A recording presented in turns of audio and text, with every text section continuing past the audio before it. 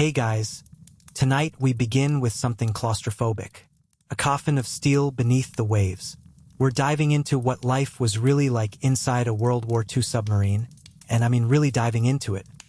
Forget the Hollywood heroics. Forget the dramatic speeches and the perfectly pressed uniforms. The truth? You probably wouldn't survive a single day. So before you get comfortable, take a moment to like the video and subscribe, but only if you genuinely enjoy what I do here. And let me know in the comments where you're tuning in from and what time it is for you.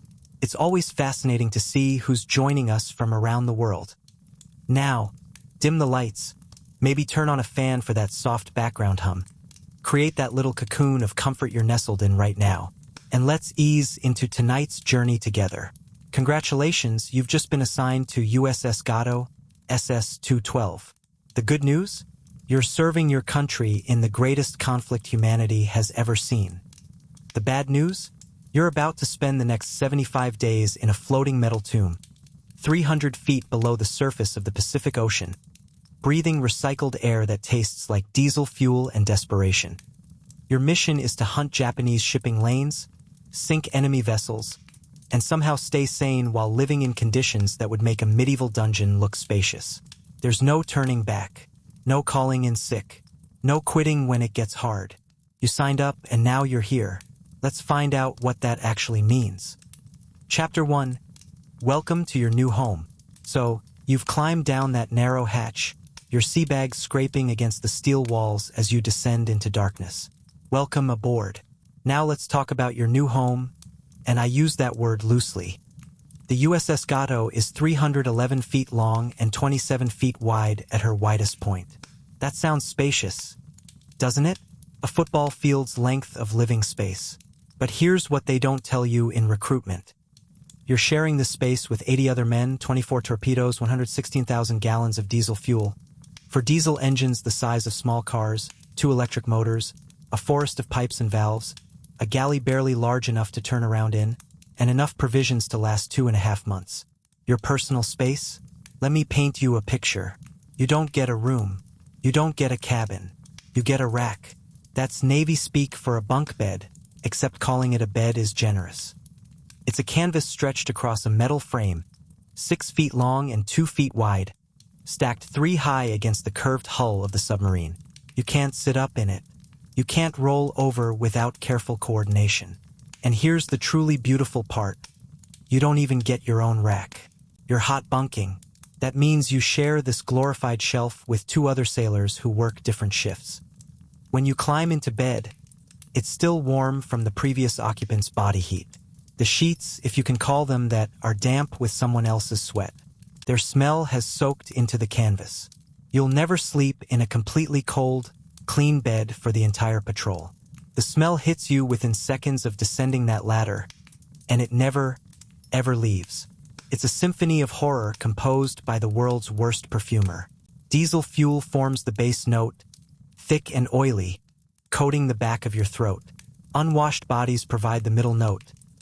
80 men who can't properly shower, their clothes soaked with sweat, their skin crusted with salt and grime.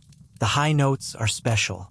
Backed up toilets, rotting food, battery acid from the massive electrical cells, mildew growing in every damp corner, cooking grease that's settled into every porous surface, and something indefinable that submarine veterans call eau de submarine. A combination of all these elements that creates something uniquely terrible. This smell will seep into your skin, your hair, your lungs. It will infuse every piece of clothing you own. You will smell like this for months after you return to land. Your girlfriend will smell it when you kiss her. Your mother will smell it when she hugs you. You'll smell it in your dreams. The temperature is its own special kind of hell. In the forward torpedo room where you're bunking, it's usually around 50 degrees Fahrenheit. That's because you're at the front of the boat, as far from the engines as possible. Put on a sweater? Sure, if you have one, though most of your clothing is damp from condensation that drips constantly from the steel hull. But here's where it gets fun. Walk aft toward the engine room, and the temperature climbs steadily. By the time you reach the maneuvering room, it's 120 degrees. The men who work back there wear nothing but skivvies and are still soaked in sweat. Some lose 20 pounds during a patrol just from fluid loss. And the noise. Oh, the noise. There's no silence on a submarine.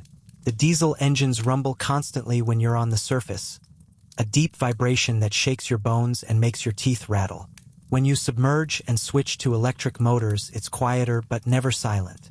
There's the constant drip of condensation, the hiss of hydraulics, the groan of the hull as water pressure squeezes the steel, the clank of tools, the whisper of men trying to stay quiet during a depth charge attack. And always, the ping of enemy sonar searching for you like a finger tapping on the hull of your metal coffin. You're standing in the forward torpedo room right now, your sea bag at your feet, looking around at what will be your entire world for the next 75 days. The torpedoes dominate the space, 6 massive Mark 14s loaded in their tubes, ready to fire. Another 6 torpedoes are stored in racks along the sides, taking up what little floor space exists. Between the torpedoes and the bunks, there's maybe 18 inches of clearance to walk. You'll learn to move sideways, to suck in your gut, to navigate this maze in complete darkness when the boat goes to red lighting during night surface runs. There's no privacy. None. You're never alone. Even in your rack, there's someone sleeping 3 inches above you and 3 inches below you. The curtain you can pull across your bunk is thin fabric that blocks neither light nor sound. When you use the head, that's the toilet, by the way, there's usually someone waiting outside the door, and the entire forward compartment can hear everything. The walls are steel. Sound carries. Everyone knows everyone else's business, their habits, their problems, their secrets. Want fresh air? Dream on. The ventilation system recycles the same air over and over, running it through carbon dioxide scrubbers that sort of work most of the time. The air tastes metallic, stale, thick. You'll get headaches from the CO2 buildup. You'll feel constantly tired. Your lungs will burn. And if something goes wrong with the scrubbers, if the CO2 levels climb too high, you'll start making mistakes. Your judgment will fail. You might pass out. You might not wake up. This is home. This is where you'll eat, sleep, work, and quite possibly die for the next 2.5 months. There's no going outside for a walk. No opening a window for fresh air. No escape. You are sealed inside this steel tube, and your survival depends entirely on the integrity of the hull, the skill of your crew, and luck. Lots and lots of luck. Let's be clear. Submarine service is voluntary. You had to volunteer for this. The Navy doesn't force men into submarines because they know the psychological toll is too high.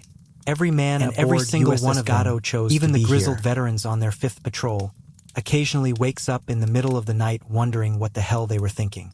Welcome aboard. It only gets worse from here. Chapter 2. The daily routine or lack thereof. So you've been aboard for 24 hours now. You've managed to find your rack, stow your gear in the tiny locker space assigned to you, and met some of your shipmates. Now it's time to learn what daily life actually looks like. Spoiler alert. It's nothing like life on a surface ship, and absolutely nothing like civilian life. First, let's talk about time. It stops having meaning almost immediately. The submarine operates on an 18-hour day divided into 3 6-hour watches. You stand watch for 6 hours, then you're off for 12. Except you're never really off.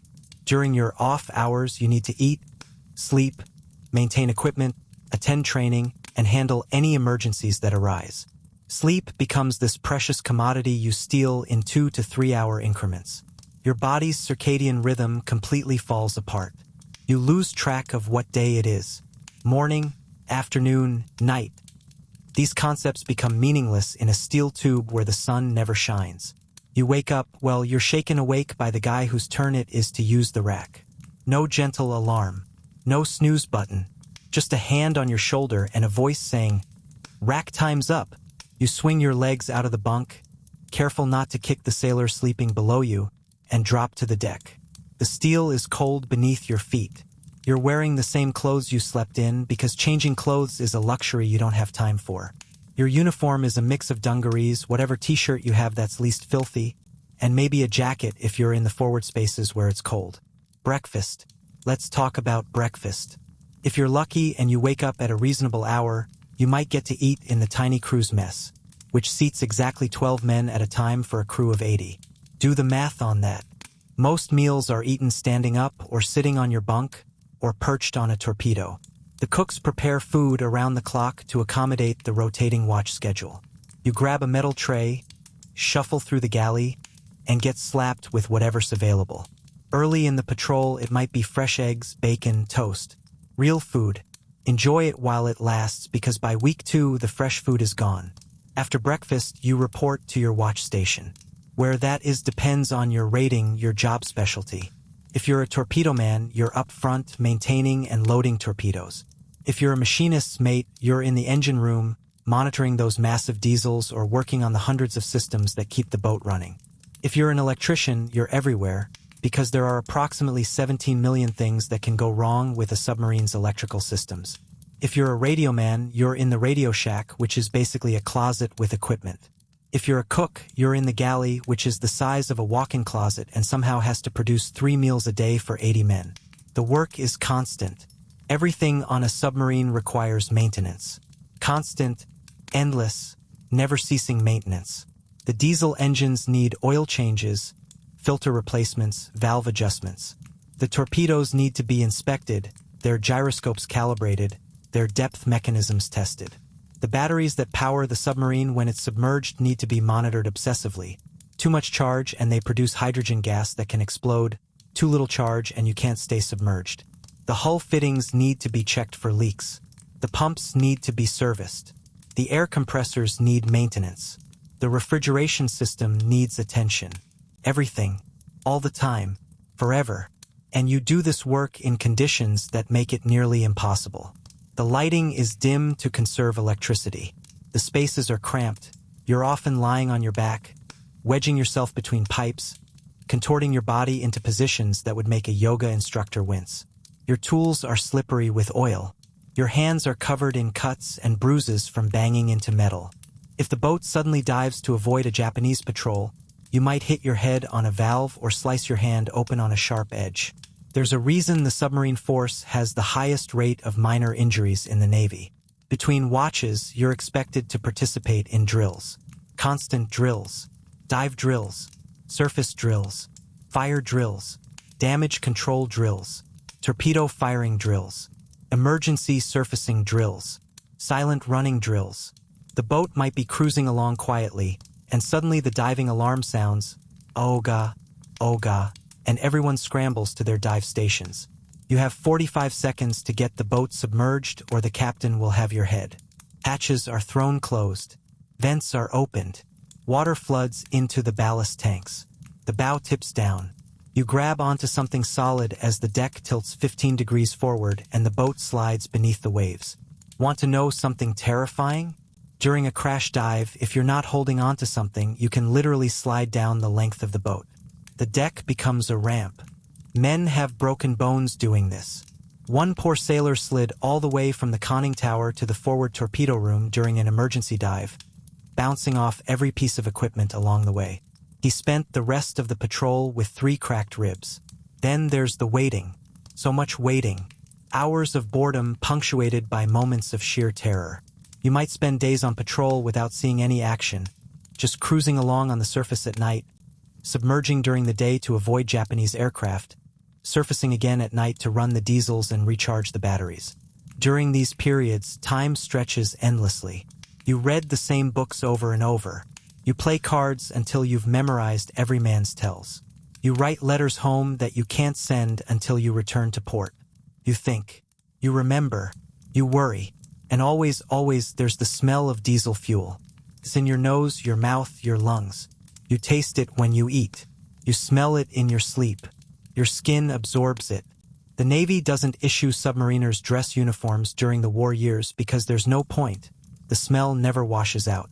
When you eventually go on shore leave, people will avoid you on the street.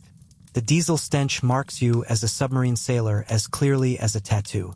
Your body adapts in strange ways. Your sense of time becomes elastic. Your sleep schedule becomes non-existent. You learn to fall asleep instantly whenever you have the chance, to wake up immediately when needed. You develop the ability to sleep through the constant noise of the boat but wake up at any unusual sound. You become pale from lack of sunlight. your skin taking on a sickly quality that other sailors call the submarine tan. You lose weight from the stress and the poor diet.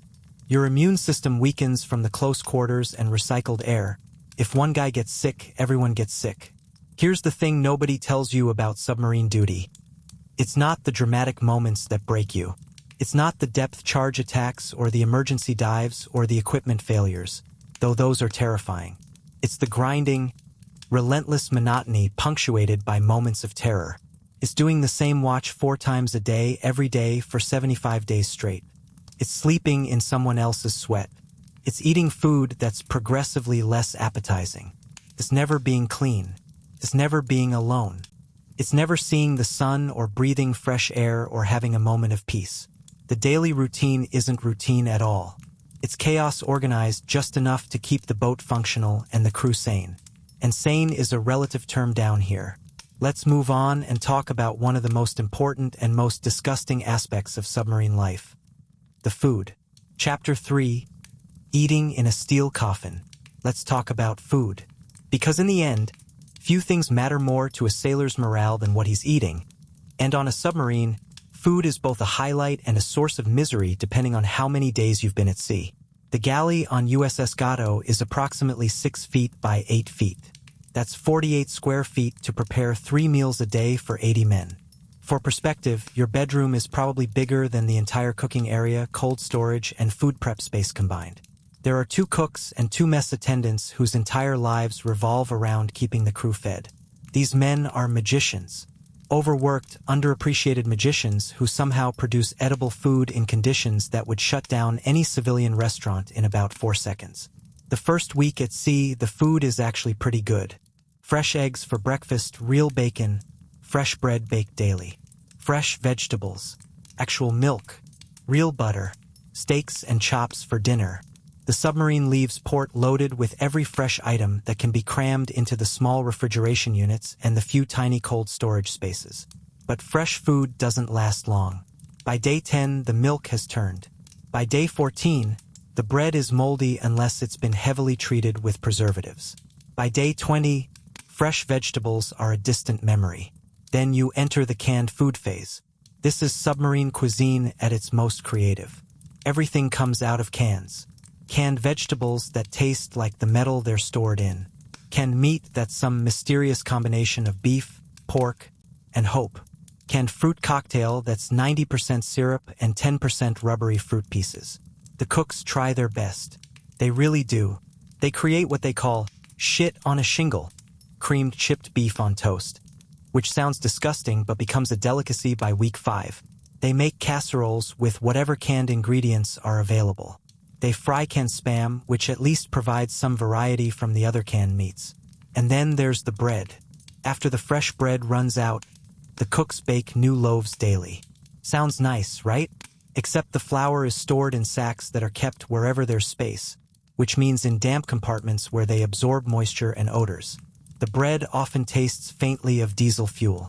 Sometimes there are weevils in the flour. You learn to just eat around them. Protein is protein, right? Coffee becomes the most important substance on the boat besides diesel fuel and torpedo warheads. The coffee is Navy coffee, which means it's strong enough to strip paint. It's brewed in massive urns and kept warm 24 hours a day. You drink it black because the fresh milk ran out weeks ago, and the powdered milk tastes like chalk dissolved in water. The coffee is thick, bitter, and absolutely essential.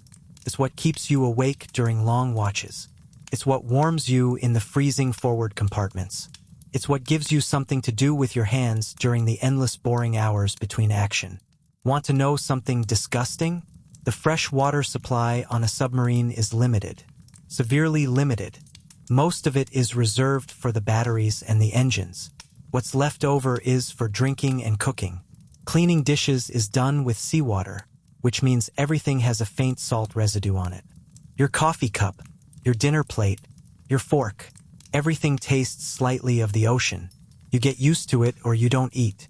The mess area, where you eat, doubles as a sleeping space because there aren't enough bunks for everyone. Some junior sailors sleep on the benches in the mess, which means the tables have to be cleared and wiped down before every meal.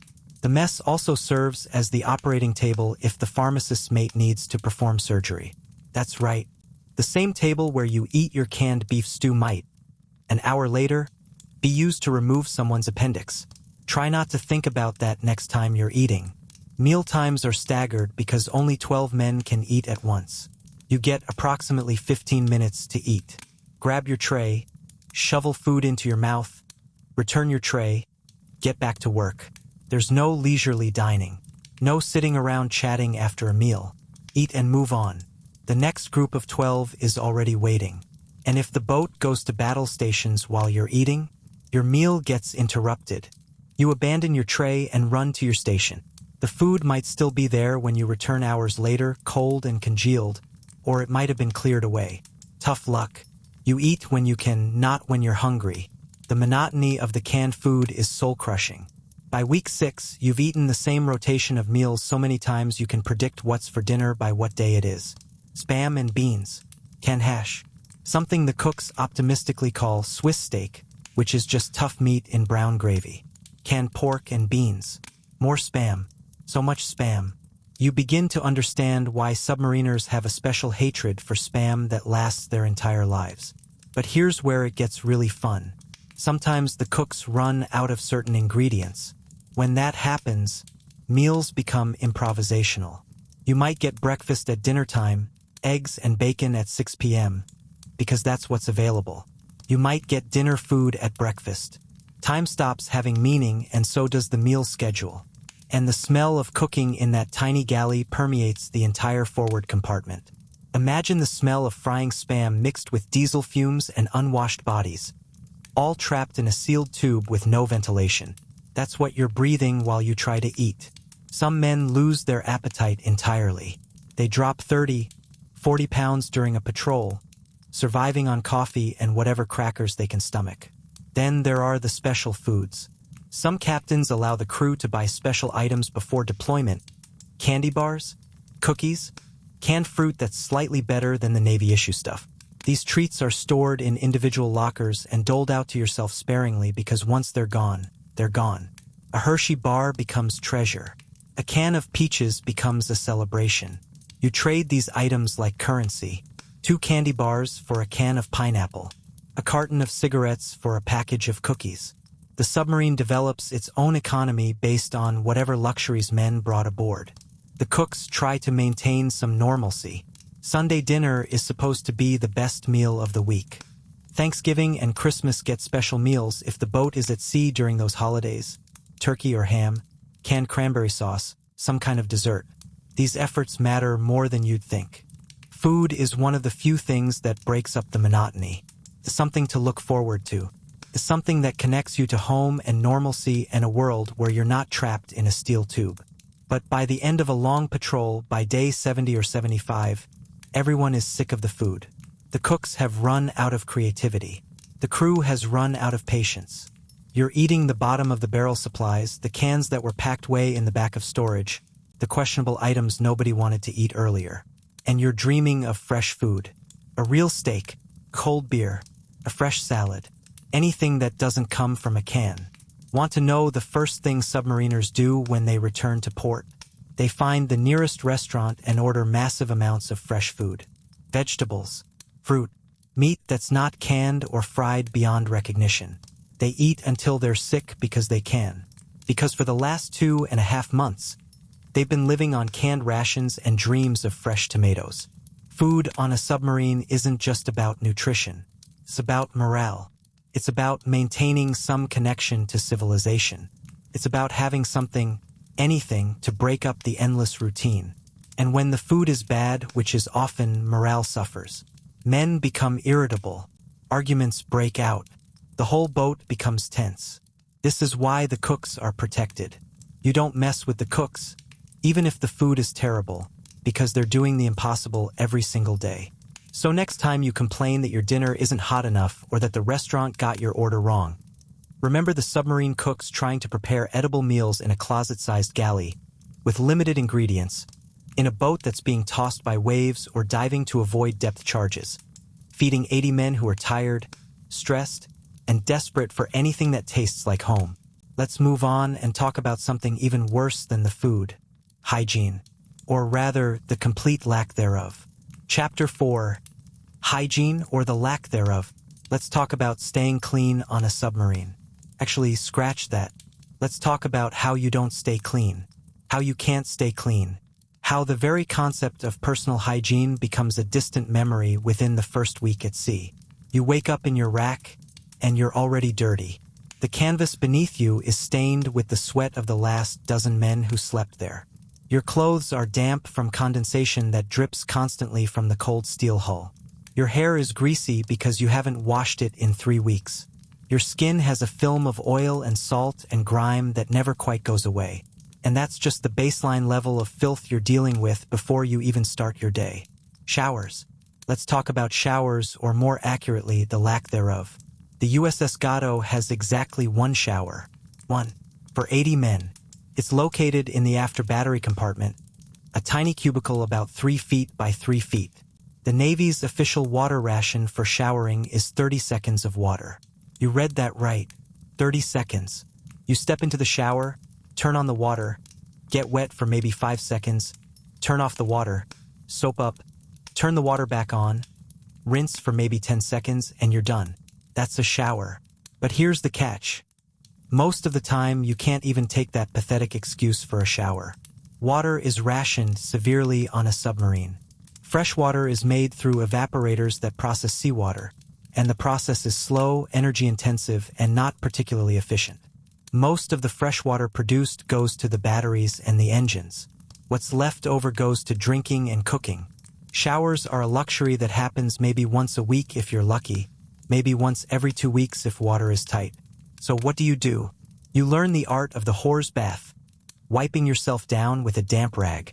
You get a small bucket of water, maybe a quart if you're lucky, add a tiny squirt of soap, and use a cloth to wash the most essential parts. Face, armpits, groin, feet. That's it. You're not getting clean. You're just redistributing the filth and hoping the soap cuts through some of the oil. It doesn't help much. Your clothes are another nightmare. You brought maybe 6 or 7 changes of clothing with you at the start of the patrol. By week 2, they're all filthy. There's no laundry facility on a submarine. None. You can't wash your clothes because there's no water to spare. Some guys try to wash their skivvies in the tiny sink in the head, using seawater and hand soap. The clothes never quite get clean, and they never quite dry in the damp air. They end up smelling like mildew and salt and body odor. Most men just wear the same clothes day after day until the fabric is so impregnated with sweat and diesel fuel that it's practically rigid. Your hair becomes a greasy, matted mess. Some men just shave their heads to avoid dealing with it. Others let it grow wild, creating makeshift haircuts with dull scissors and hope. Beards grow out because shaving requires water, and water is precious. By the end of a patrol, the crew looks like a gang of pirates, unshaven, unwashed, with wild hair and hollow eyes. And then there are the toilets. Oh God, the toilets. The heads on a submarine are special kinds of torture devices. Each one is a complicated assembly of valves and levers that you need a PhD to operate correctly. You sit on the toilet, do your business, then you have to operate a series of valves in the correct order to flush the waste into a sanitary tank. Get the order wrong, and you can blow the contents of the sanitary tank back into the boat. And yes, this happens. It's called getting a blowback. And it's exactly as horrific as it sounds. The procedure goes like this: close the flapper valve, open the valve to the sea, open the valve to the sanitary tank, operate the pump to expel the waste, close the sea valve, open the flapper valve.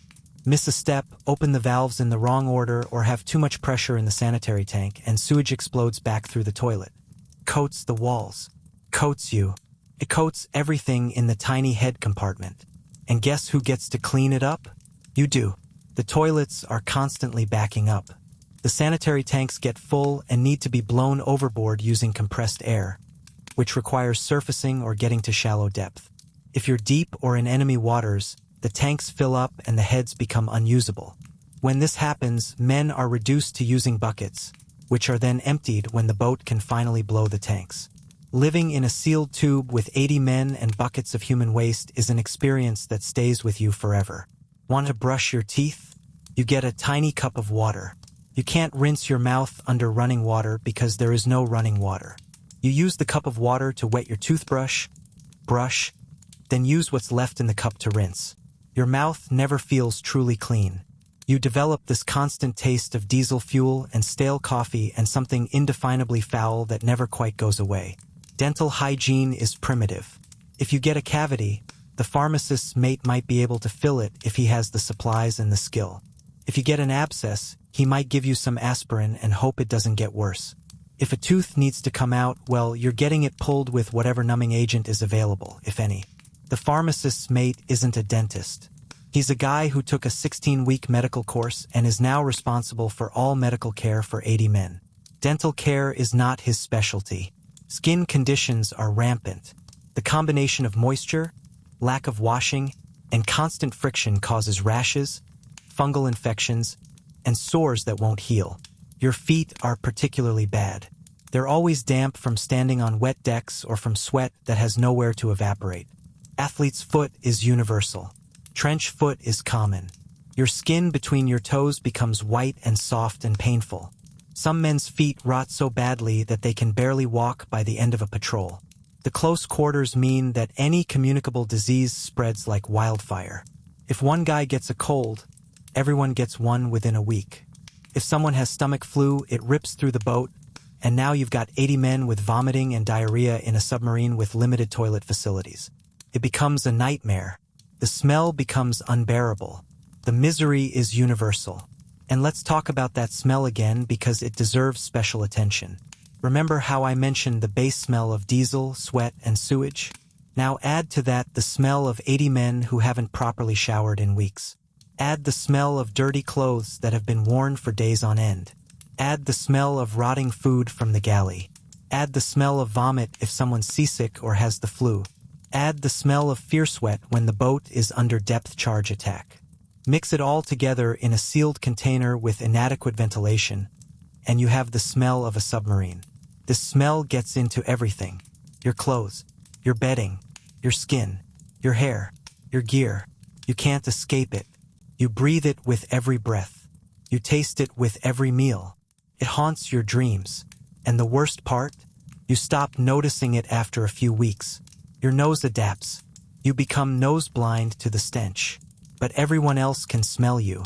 When you finally surface and open the hatches, the fresh air rushing in is like a drug. The lookouts on the bridge take deep breaths and try not to vomit from the contrast. Medical care is extremely limited. The pharmacist's mate has a tiny medical locker with basic supplies. Bandages, antiseptic, morphine for serious pain, some antibiotics if you're lucky, and a prayer book. If you get seriously injured or sick, your options are limited. The pharmacist's mate does his best, but he's not a doctor. He can stitch up minor wounds, set simple fractures, pull teeth, and administer whatever medications are available. But if you need surgery, if you have appendicitis, if you develop pneumonia, you're in serious trouble. There's a famous case from USS Sea Dragon where a sailor developed appendicitis while the boat was on patrol deep in Japanese waters. The pharmacist's mate, Wheeler Lipes, had never performed surgery before, but the options were perform surgery or let the man die. So he did it. He performed an appendectomy on the wardroom table, using the only surgical instruments available, with the submarine submerged and under threat of enemy attack. He used bent spoons as retractors. He used alcohol as antiseptic. He somehow managed to remove the infected appendix without killing the patient. The sailor survived. But for every story like that, there are stories of men who didn't survive because adequate medical care simply wasn't available. Here's something else to consider: you can't get sick.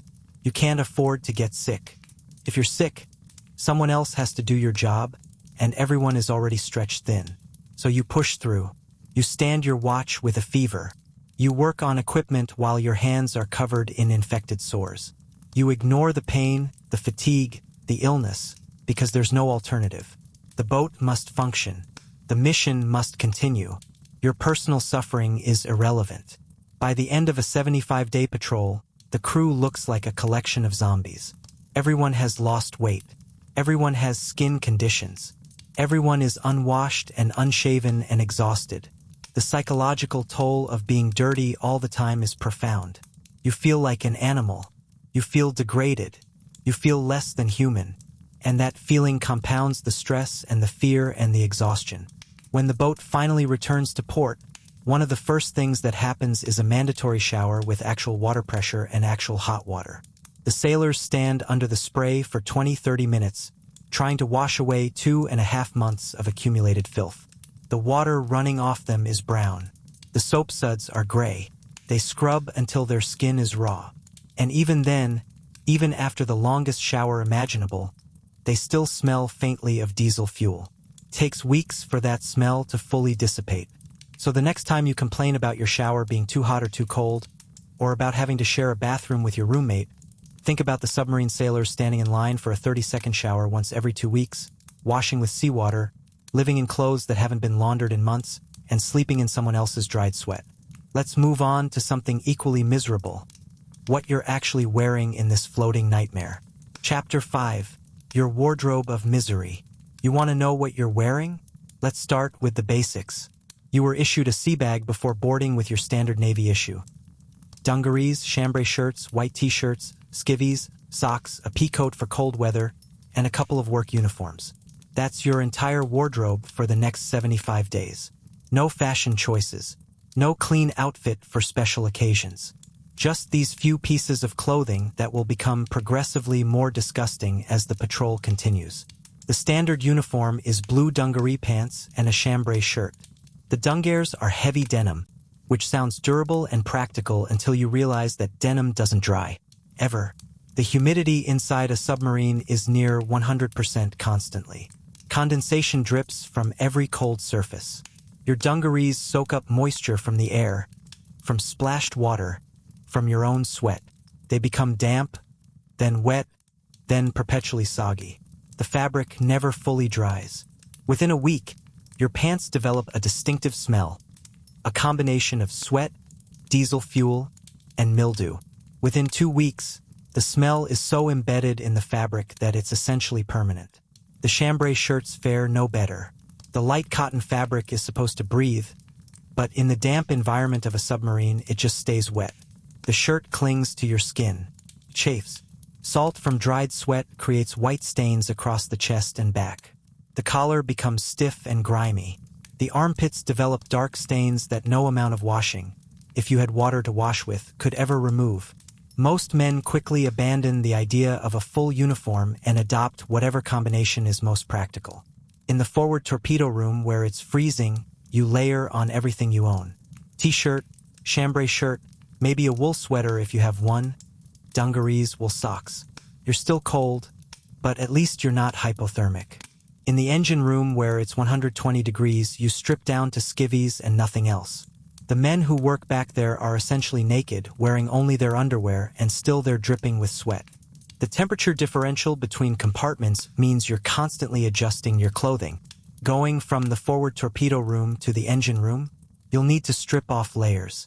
Going back forward, you'll need to layer up again. But here's the problem. There's nowhere to store your clothes. Your locker is tiny, about the size of a milk crate. All your worldly possessions for the patrol need to fit in that space. So you end up carrying extra layers with you, or leaving them draped over pipes or stuffing them in your rack. Your feet are their own special hell. You were issued black leather boondockers, work boots that are supposed to be tough and waterproof. They're neither. Within days, the leather is soaked through. Your socks are perpetually damp. Your feet never dry out. The boots develop a smell that's somehow worse than the rest of you. Remove your boots after a 12-hour watch, and the stench is so powerful that men nearby will physically recoil. Some sailors develop such bad foot fungus that their skin literally peels off in sheets. And you can't just throw these boots away and get new ones. These are the only boots you have. You wear them day after day, letting them get wetter and smellier and more disgusting, because the alternative is going barefoot on steel decks covered in oil and seawater and who knows what else. Some men try to dry their boots by the engine room where it's hot, but the leather just cracks and becomes even less waterproof. Socks are a precious commodity. You were issued maybe a dozen pairs. By week 3, they're all filthy and there's no way to wash them properly. You wear them until they're crusty with dried sweat, Then you turn them inside out and wear them again. Some men stop wearing socks altogether, which just makes the foot fungus worse. Others try to wash their socks in seawater, but salt water doesn't clean anything. It just leaves a crusty salt residue that makes your feet even more miserable. Then there's the underwear situation. Same story. You have maybe a week's worth of skivvies. No way to properly wash them. No way to dry them even if you did wash them. You wear them, they get filthy, you turn them inside out, you wear them again. By the end of a patrol, your underwear is basically disintegrating. The elastic has given up. The fabric is threadbare. They smell like death. Some practical sailors figured out early that the best policy is to bring minimal clothing and just accept that you'll be filthy. The guys who pack their sea bag with extra shirts and pants quickly realize there's nowhere to store them and no point in having clean clothes when everything gets dirty immediately. The veterans travel light. A few changes of clothes and that's it. Special mention needs to go to the submarine jacket if you're lucky enough to have one. It's a modified peacoat, dark blue, with patches sewn on by sailors on previous patrols. Some boats have unofficial jackets that become prized possessions, passed down or acquired through trades. These jackets are practical, they provide warmth in the cold compartments, but they also become repositories for every smell the submarine produces. Diesel fuel, sweat, food, mildew. The jacket soaks up all of it and never lets go. But you wear it anyway because being cold is worse than smelling like a diesel engine. Let's talk about what happens to your clothes as the patrol progresses. Week 1, your clothes are dirty but recognizable. Week 2, serious stains appear, mostly oil and diesel fuel. Week 3, the smell becomes permanent. Week 4, fabric starts to weaken from constant wear and dampness. Week 6, your dungarees have worn patches at the knees and seat. Week 8, something rips. Week 10, you're basically wearing rags held together by habit and hope. You can't sew them properly because sewing supplies are limited and you're not a tailor. You might safety pin a tear closed. You might tie a knot in a ripped seam. But mostly you just wear increasingly decrepit clothing because there's no alternative. Some men's uniforms literally fall apart by the end of the patrol. Shirts with missing buttons, pants with torn knees, socks with holes the size of silver dollars. The irony is that submarine sailors are supposed to maintain Navy uniform standards. The official regulations still apply.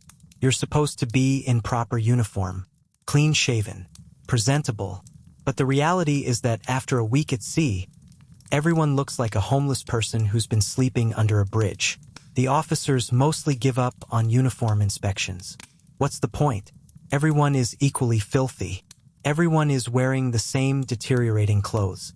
As long as you can do your job, nobody cares if your shirt has stains or your pants have rips. Here's something nobody tells you. Your clothes become part of the boat's smell. They absorb so much diesel fuel and sweat and general submarine stench that they contribute to the overall miasma. Taking off your shirt releases a fresh wave of odor. Removing your boots is a biohazard event. The clothes you're wearing are literally marinating in submarine atmosphere, becoming progressively more disgusting with each passing day. When the patrol finally ends and you return to port, your first instinct is to throw every piece of clothing away. Some men do exactly that. They strip off their uniform, throw it in a trash can, and never want to see it again. Others try to wash their clothes, running them through laundry machines multiple times, but the diesel smell never fully comes out. The stains never fully disappear. Those clothes are permanently marked by their time underwater. The Navy eventually figured out that submarine uniforms needed special consideration. Later in the war and in the post-war era, submariners would get special clothing allowances. They'd be issued different types of fabric that held up better to the humid conditions. But in 1942-1943, you're stuck with standard Navy issue that was designed for surface ships where you have access to fresh water and laundry facilities. Your clothing becomes a calendar of sorts. You can tell how long a boat has been at sea by looking at the crew's uniforms. Fresh patrol, clothes are relatively clean. 2 weeks out, noticeable wear and stains. For weeks, everyone looks homeless. 6 weeks, actual rags. 8 weeks, you're amazed the fabric still holds together. When you see a submarine crew emerging from their boat after a long patrol, Their clothing tells the story better than any report. And here's the psychological aspect. Looking like a bum affects your mental state. You feel degraded. You feel less than human. In civilian life, being clean and well-dressed contributes to your sense of dignity. On a submarine, you lose that. You look in the tiny mirror in the head and see a filthy stranger staring back. Your clothes are rags. Your hair is a mess. You smell terrible. It wears on you in ways that are hard to articulate. You start to feel like an animal living in a cage. The moment you get back to port, one of the great pleasures is putting on a clean, fresh uniform. The crisp feel of fabric that doesn't smell like diesel. The sensation of wearing something dry. The simple dignity of looking like a human being again rather than a refugee from a disaster zone. It's such a relief that some men actually get emotional about it. So let's be clear. The clothes you're wearing on a submarine aren't protective gear or comfortable workwear. They're slowly decomposing rags that you happen to still be wearing because you have no other choice. They're wet, they're filthy, they smell like industrial waste, and they're falling apart. And you'll wear them every single day for 2.5 months because that's what submarine duty demands. Now let's talk about what you're actually doing in these disgusting clothes. Your daily work routine and the constant maintenance that keeps the boat functional. Chapter 6. The work that never ends. So you're dressed in your damp, diesel-soaked rags, and now it's time to actually work. Let's talk about what your job entails on this steel tube of misery. First, understand this. A submarine is the most mechanically complex military vehicle ever created at this point in history. It has over 4,000 valves that need to operate correctly. It has 4 massive diesel engines, each producing 1,600 horsepower. It has 2 electric motors for submerged propulsion. It has air compressors, hydraulic systems, refrigeration systems, freshwater evaporators, sewage systems, ventilation systems, torpedo systems, periscope mechanisms, radio equipment, radar equipment, sonar equipment, and about 1 million other components that can fail at any moment. Every single one of these systems requires constant maintenance. Constant, never-ending, soul-crushing maintenance. Let's say you're a machinist's mate working in the engine room. Your life revolves around those diesel engines. Each engine is a 4-cycle V-type opposed piston diesel that's approximately the size of a small car. When they're running, which is any time the boat is on the surface, they're loud beyond description. We're talking 120 decibels. That's the same volume as a jet engine. You can't hear yourself think. You communicate through hand signals or by shouting directly into someone's ear. Prolonged exposure causes permanent hearing damage. Most submarine diesel mechanics from World War II were at least partially deaf by the time they left the service. The temperature in the engine room when those diesels are running is 120 to 130 degrees Fahrenheit. You're wearing basically nothing, just skivvies, and still you're pouring sweat. Dehydration is a constant threat. Heat exhaustion is common.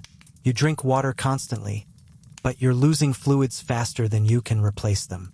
Some men lose 20 pounds during a patrol just from working in the engine room. Your job is to monitor these engines constantly. Check the oil pressure. Check the coolant temperature. Check the exhaust temperature. Listen for unusual sounds. Watch for oil leaks.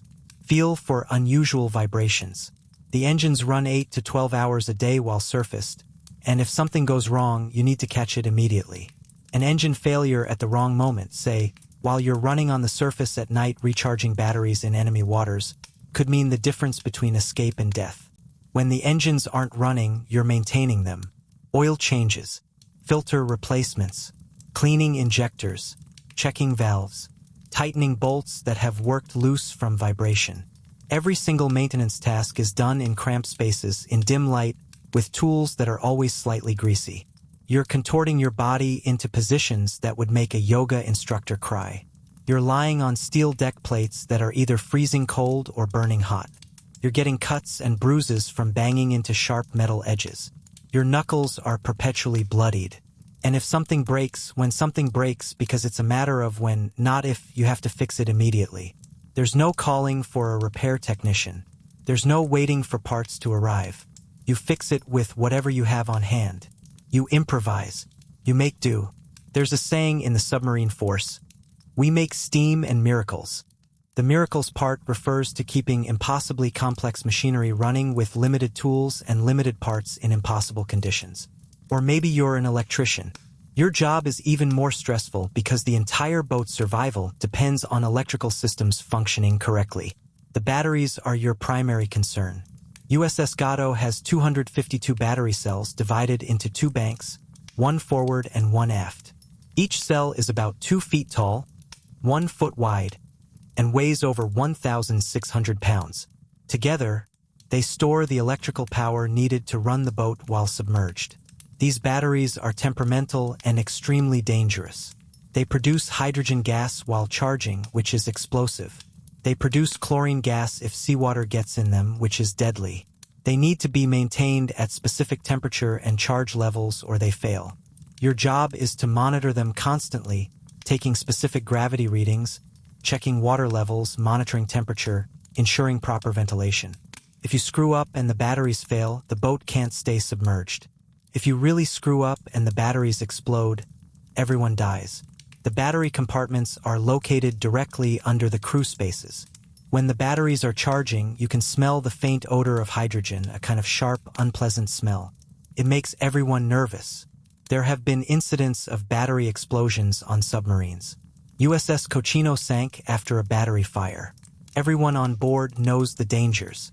So you, as the electrician, carry the weight of knowing that a mistake could kill everyone. Or perhaps you're a torpedo man working in the forward torpedo room. Your job is to maintain, load, and fire the Mark 14 torpedoes.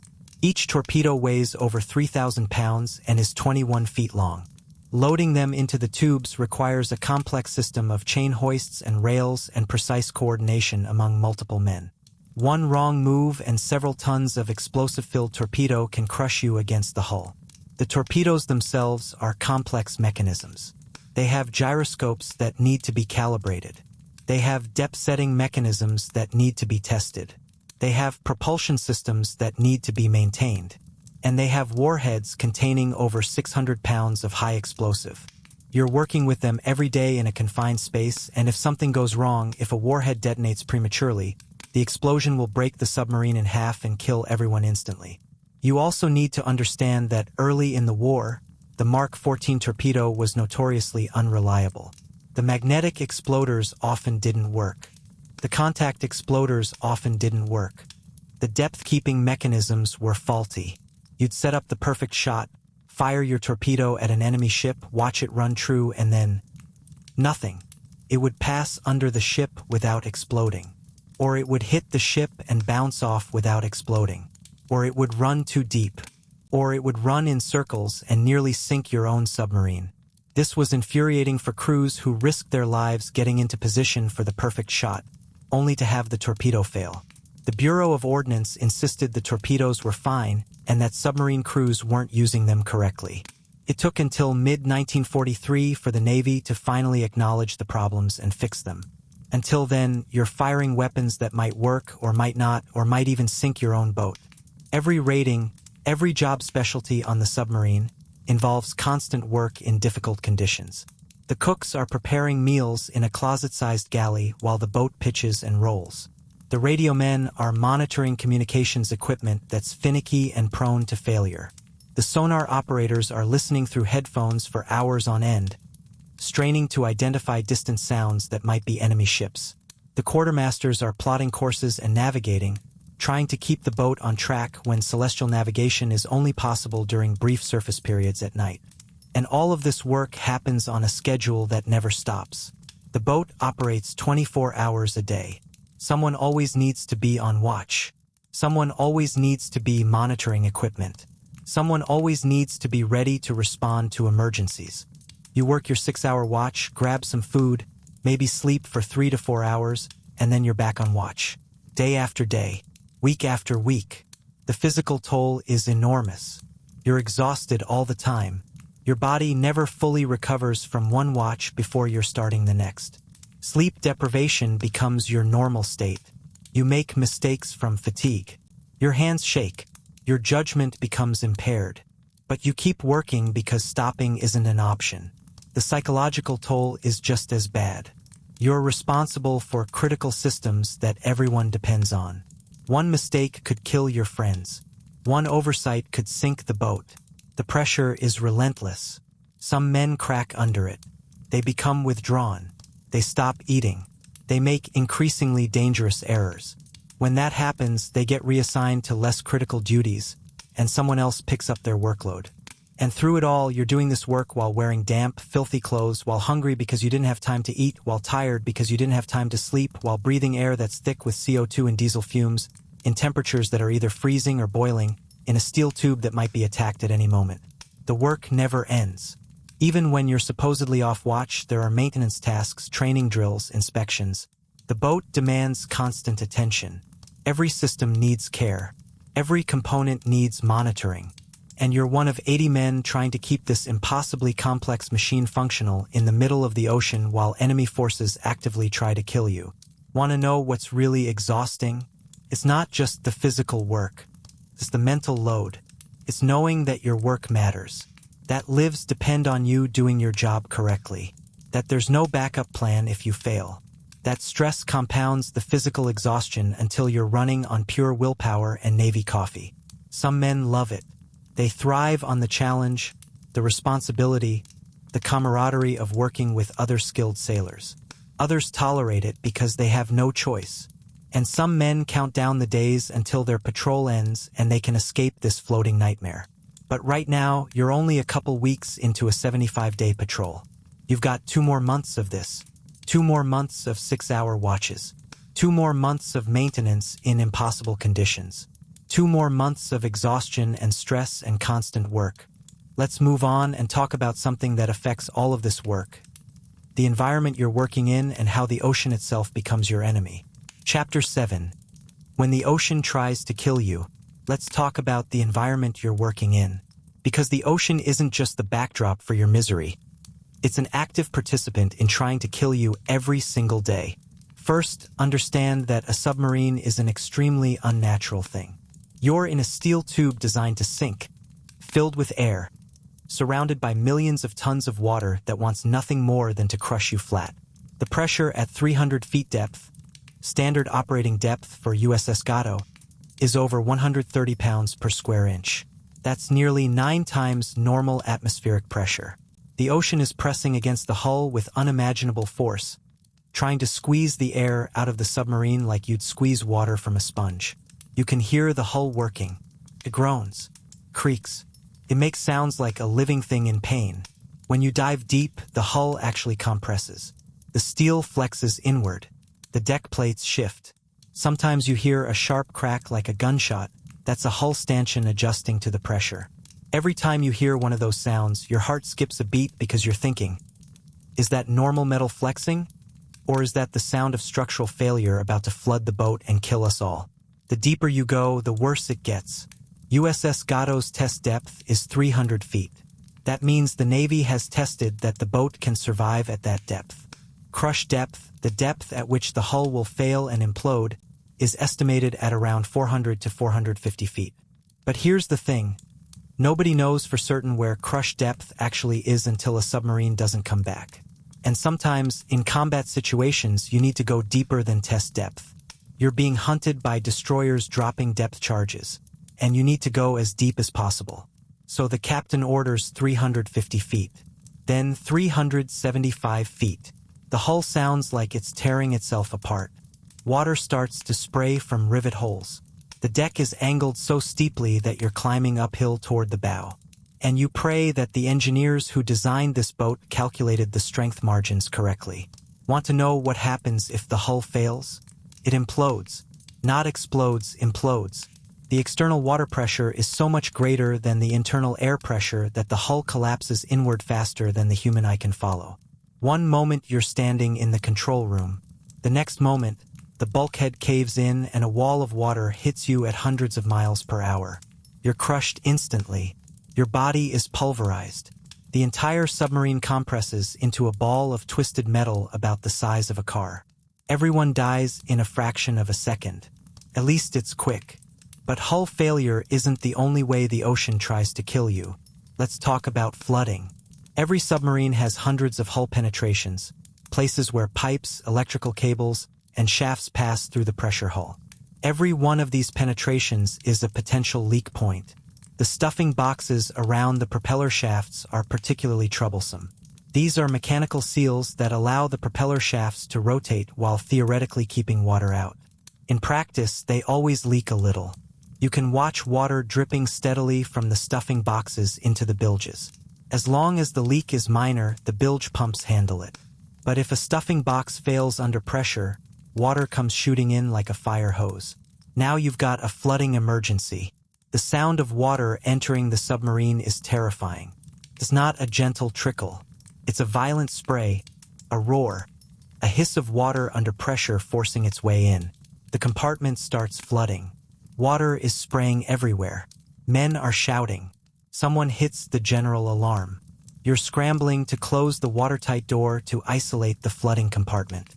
But wait, there are men still in that compartment. Do you wait for them to get out, knowing that every second you wait allows more water in? Or do you seal the door now and condemn them to death? These are the impossible decisions that submarine sailors face.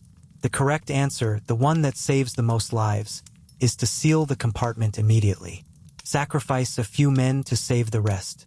But knowing that intellectually and actually dogging down a watertight hatch while you hear men screaming on the other side, that's something that haunts you forever. And even if you successfully isolate a flooding compartment, you've got new problems. The boat is now heavier on one end. The trim is off. The submarine lists to one side. You need to pump water from the flooded compartment, but the pumps might not be able to overcome the external water pressure. Meanwhile, you're probably still under attack, still trying to evade enemy destroyers, still deep underwater where any mistake is fatal. Temperature is another environmental enemy. In the Pacific Theater, surface water temperatures often exceed 80 degrees. That's warm, right? Pleasant for swimming. But inside a submerged submarine, that warmth is torture. The submarine has no air conditioning. The air temperature inside rises to match the water temperature outside, plus the heat generated by 80 men and all the electrical equipment. It becomes sweltering. You're drenched in sweat. Your breathing is labored in the thick, humid air. Every movement feels like you're pushing through syrup. In the forward torpedo room, where the hull is thin and in direct contact with the seawater, condensation forms on every surface. Water drips constantly from the overhead. Your bunk is damp. Your clothes are damp. Everything you touch is wet. It's like living inside a steam room, except instead of being relaxing, it's an endurance test that lasts weeks. Contrast that with the North Atlantic or North Pacific in winter. Surface water temperatures drop to 35 to 40 degrees. Inside the submarine, it's freezing. The metal hull becomes ice cold. Touch it with bare skin and your hand will stick. The condensation now forms ice crystals. Men huddle in their racks wearing every piece of clothing they own and still shiver. Pneumonia becomes a serious risk. Hypothermia is a real possibility in the forward compartments. And the boat moves. Oh, how it moves. On the surface, a submarine has terrible stability. It's designed to operate underwater where it's perfectly balanced. On the surface, it's a floating log that rolls and pitches violently in even moderate seas. In a storm, it's a nightmare. The boat rolls 30, 40 degrees to each side. You're holding onto anything solid to avoid being thrown across the compartment. Tools slide off workbenches and become projectiles. Hot coffee spills. Men vomit from seasickness. The cooks can't cook because nothing stays on the stove. You can't sleep because you're being rolled from side to side in your bunk. Seasickness on a submarine is uniquely terrible because you can't go up on deck and look at the horizon to stabilize your inner ear. You're trapped inside, breathing stale air, smelling diesel fuel and vomit, while your world tilts and rocks and spins. Some men get so seasick they're completely incapacitated. They lie in their bunks moaning, unable to eat, unable to work, just suffering through it until the storm passes or the boat submerges and the motion stops. Speaking of submerging in a storm, that's its own adventure. To dive, you need to close the main deck hatches. But waves are breaking over the bridge. You're timing the waves, waiting for a momentary lull, then screaming, "Clear the bridge!" and scrambling down the ladder while water pours down after you. The last man down pulls the hatch closed and dogs it shut just as another wave hits. If you're too slow, water floods down the hatch into the control room. If you're way too slow, the weight of the water can prevent you from closing the hatch at all, and now you're in serious trouble. Submerged, the motion stops. The submarine glides through the water, stable and quiet. This is what the boat was designed for. But now you face different environmental challenges. How long can you stay down? That depends on your battery charge and your air quality. The batteries that power the electric motors while submerged have limited capacity. At high speed, you might drain them in an hour. At low speed, you might stretch them to 48 hours, but that's pushing it. You're constantly calculating. How much battery do we have? How fast are we going? How long until we need to surface? And if you're being hunted, if enemy destroyers are up there searching for you, you can't surface to recharge. You stay down and hope your batteries hold out longer than the enemy's patience. The air gets worse as the hours pass. Carbon dioxide builds up. The scrubbers can only remove so much. After 24 hours submerged, the air is noticeably thick. After 36 hours, you're getting headaches. After 48 hours, you're struggling to stay awake. Your judgment is impaired. Simple tasks become difficult. If you're forced to stay down longer than that, men start passing out. There's a gauge in the control room that measures carbon dioxide levels. Everyone watches it nervously. Green zone, you're fine. Yellow zone, uncomfortable but survivable. Red zone, you're in danger. If the gauge needle creeps into the red, the captain has to make a decision. Surface and risk being destroyed by enemy ships, or stay down and risk the crew being incapacitated by CO2 poisoning. The ocean environment also affects your equipment in ways you can't always predict. Depth charges create shock waves that travel through water. Even if the explosion is hundreds of yards away, the shock can damage instruments, break light bulbs, crack gauges, loosen fittings. A near miss can cause significant damage without actually puncturing the hull. You'll surface after a depth charge attack and find that half your instruments are broken, the gyro compass is tumbling, the radio is dead, and the hydraulic system is leaking. Salt water is corrosive. It eats through metal. It destroys electrical connections. Every system that interfaces with the sea, the ballast tank vents, the torpedo tube doors, the periscope seals, the snorkel valve, is constantly corroding and requires constant maintenance. You're fighting a losing battle against the ocean's chemistry. The submarine is slowly being dissolved by the environment it operates in. And then there are the things you can't see or predict. Underwater currents can push you off course. Thermal layers can affect your sonar. Biological phenomena like bioluminescent plankton can give away your position at night. The submarine creates a glowing wake as it moves through the water. Unexpected sandbars or underwater mountains can appear in poorly charted waters. The ocean is vast and poorly understood, and you're navigating through it in a vehicle that operates on the edge of survivability. The environmental challenges never stop. Every single day, the ocean is trying to kill you through pressure, temperature, motion, chemistry, and sheer indifference to your survival. The submarine is your protection against these forces, but it's imperfect protection, maintained by tired men with limited resources in impossible conditions. And here's the really terrifying part. The ocean is patient. It doesn't tire. It doesn't make mistakes. It just keeps pressing, corroding, testing, waiting for that one moment when something fails, when someone makes an error, when luck runs out. And when that happens, the ocean wins. The submarine sinks. Everyone dies.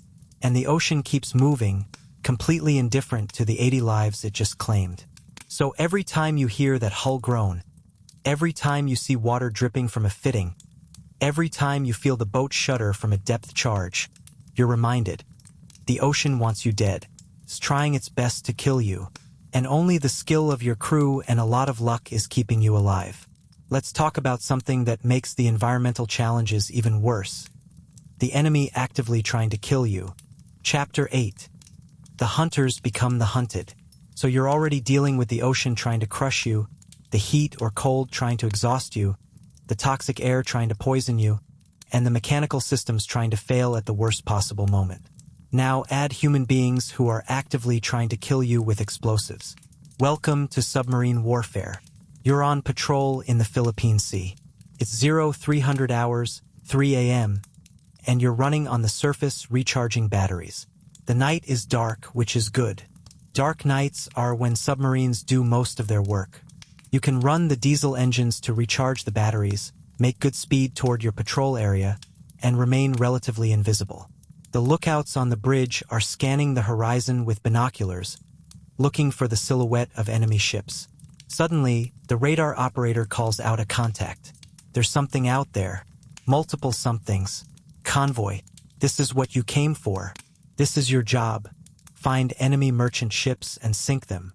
The captain orders battle stations. You're a torpedo man, so you rush to the forward torpedo room. The outer doors on 4 torpedo tubes are opened. The final checks are completed. Gyroscopes are spinning. The boat turns to set up the attack approach. But convoys don't travel alone. They have escorts, destroyers specifically designed to hunt and kill submarines. And right now, those destroyers are searching for you. The approach takes hours. You need to get into firing position, which means running submerged, which means running slow. The convoy is moving at maybe 12 knots. You can only do 8 to 9 knots submerged, and that drains your batteries quickly. So you're trying to predict where the convoy will be, position yourself ahead of them, and wait. The entire boat is on edge. Everyone knows what's coming. Finally, you're in position. Periscope up. The captain is calling out firing solutions. Bearing mark. Range mark. The fire control team is calculating angles and speeds. And then, fire 1, fire 2, fire 3, fire 4. You feel the lurch as compressed air blasts the torpedoes out of the tubes. The submarine becomes lighter as 4 torpedoes, each weighing over 3,000 pounds, leave the boat. The trim has to be adjusted immediately or you'll pop to the surface, which would be fatal. Now you wait. The torpedoes run at 46 knots. At 1,000 yards, they'll reach the target in about 40 seconds. Everyone counts silently. You can hear the torpedoes' propellers through the hull as they run out. The sound fades. Silence. Waiting. Come on, come on. Boom. The sound of an explosion carries through the water. A hit. Then another explosion. 2 hits. The sound is oddly muffled underwater, like distant thunder, but you know what it means. You just killed dozens, maybe hundreds of enemy sailors. Their ship is sinking. Men are drowning. But there's no time to think about that because now the escorts know exactly where you are. Destroyer approaching. Sound contact bearing 090, high-speed screws. The sonar operator's voice has an edge of panic. This is what you've been dreading. The destroyers are coming, and they're angry. Take her deep. Rig for depth charge. Rig for silent running. The orders come rapid fire. The boat angles down. You're diving as fast as the controls allow. You need to get deep and get quiet. Every unnecessary system is shut down. The air conditioning, if you have it, stops. Ventilation fans stop. Everything that makes noise stops. Men freeze in place. You can hear your own heartbeat in your ears. The destroyer passes overhead. You can hear its propellers, screws in Navy terminology, thrashing through the water above you. They're close. Very close. The sound is terrifying, like some mechanical monster is directly overhead, searching for you. And it is searching. The destroyer has sonar. They're listening for you just like you're listening for them. Then comes the sound that will haunt your nightmares forever. Click, click, click, click, click. That's the sound of depth charges being released. Each destroyer carries dozens of them. Oil drums filled with 600 pounds of high explosive, set to detonate at a specific depth. The clicks accelerate as they sink. They're coming down, and you have no idea how close they'll explode. Wham! The first charge goes off. Even though it's 300 yards away, the pressure wave hits the submarine like a giant hammer. The boat shudders. Light bulbs shatter. Cork insulation breaks loose from the overhead and rains down. Dust and debris fill the air. Men grab onto anything solid to stay upright. The sound is beyond loud. It's a physical assault, a pressure wave that you feel in your chest, your bones, your teeth. Wham! Another one. Closer this time. The boat lurches sideways. A gauge breaks, glass everywhere. Water starts spraying from a pipe fitting that's been jarred loose. Someone rushes to stop the leak. The hull is groaning under the stress. You're thinking, is this it? Is this how we die? Wham, wham, wham. They're dropping patterns of 6 depth charges at a time. The boat is being shaken like a toy. Paint chips off the overhead. Equipment falls off shelves. A man loses his grip and slams into a bulkhead, possibly breaking his arm. The pharmacist's mate can't help him right now. Everyone needs to stay at their stations. And through all of this, you have to stay silent. You can't run because the propeller noise would give away your position. You can't use active sonar to see what's happening because the ping would tell the destroyers exactly where you are. You just sit there in the dark being bombed and hope that the ocean is big enough that they miss. The attack can last hours. Hours of being depth charged, of not knowing if the next one will be the one that cracks the hull, of trying to stay quiet while your world explodes around you. Men pray. Men cry silently. Men lose control of their bladders and bowels from fear. Nobody judges. Everyone understands. The psychological toll is enormous. Your rational mind knows that most depth charges miss. They have to get within about 50 feet to cause fatal damage. The ocean is big. The odds are in your favor. But your animal brain is screaming that you're being bombed and you can't fight back and you can't run and you're trapped in a metal coffin 300 feet underwater while explosions try to crack it open. Some men break. They start screaming. They try to open the hatches to escape, not understanding that opening a hatch at this depth would flood the boat instantly and kill everyone. Their shipmates have to physically restrain them, hold them down, sometimes knock them unconscious to keep them from killing everyone. It's ugly. It's brutal. It's necessary. Finally, after what feels like days but is probably 4 to 5 hours, the destroyer gives up and leaves. The sound of its screws fades. The attack is over. You've survived. The relief is so intense that some men actually vomit. Others laugh hysterically. Others just sit in stunned silence, processing what they just survived. But now you need to assess damage. The electricians check the batteries. If saltwater got into them during the attack, they could produce chlorine gas and kill everyone. The hull inspectors check for leaks and structural damage. The mechanics check all the systems to see what's broken. Usually, a lot is broken. Gauges need to be replaced. Pipe fittings need to be tightened. Hydraulic leaks need to be stopped. The boat is damaged but functional. Hopefully. And you can't surface yet. The destroyer might still be up there, waiting for you to surface so it can shell you with its deck guns. You need to stay down, move away from the area slowly and quietly, and wait for night before surfacing. But your batteries are nearly dead from all the maneuvering during the attack. Your air is getting bad from the extended time submerged. You're pushing the limits of endurance. This is life on a submarine. You hunt enemy ships, then they hunt you, and they have better weapons for hunting submarines than you have for defending against them.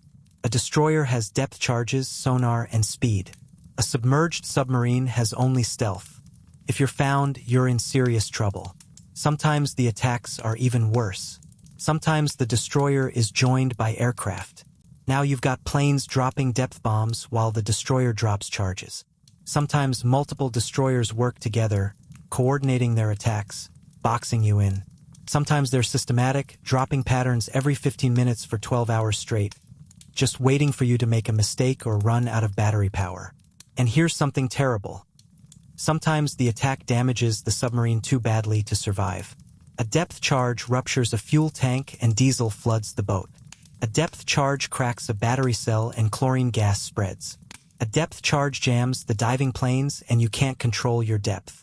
When this happens, you have two choices: surface and be destroyed by gunfire, or stay down and die from the damage.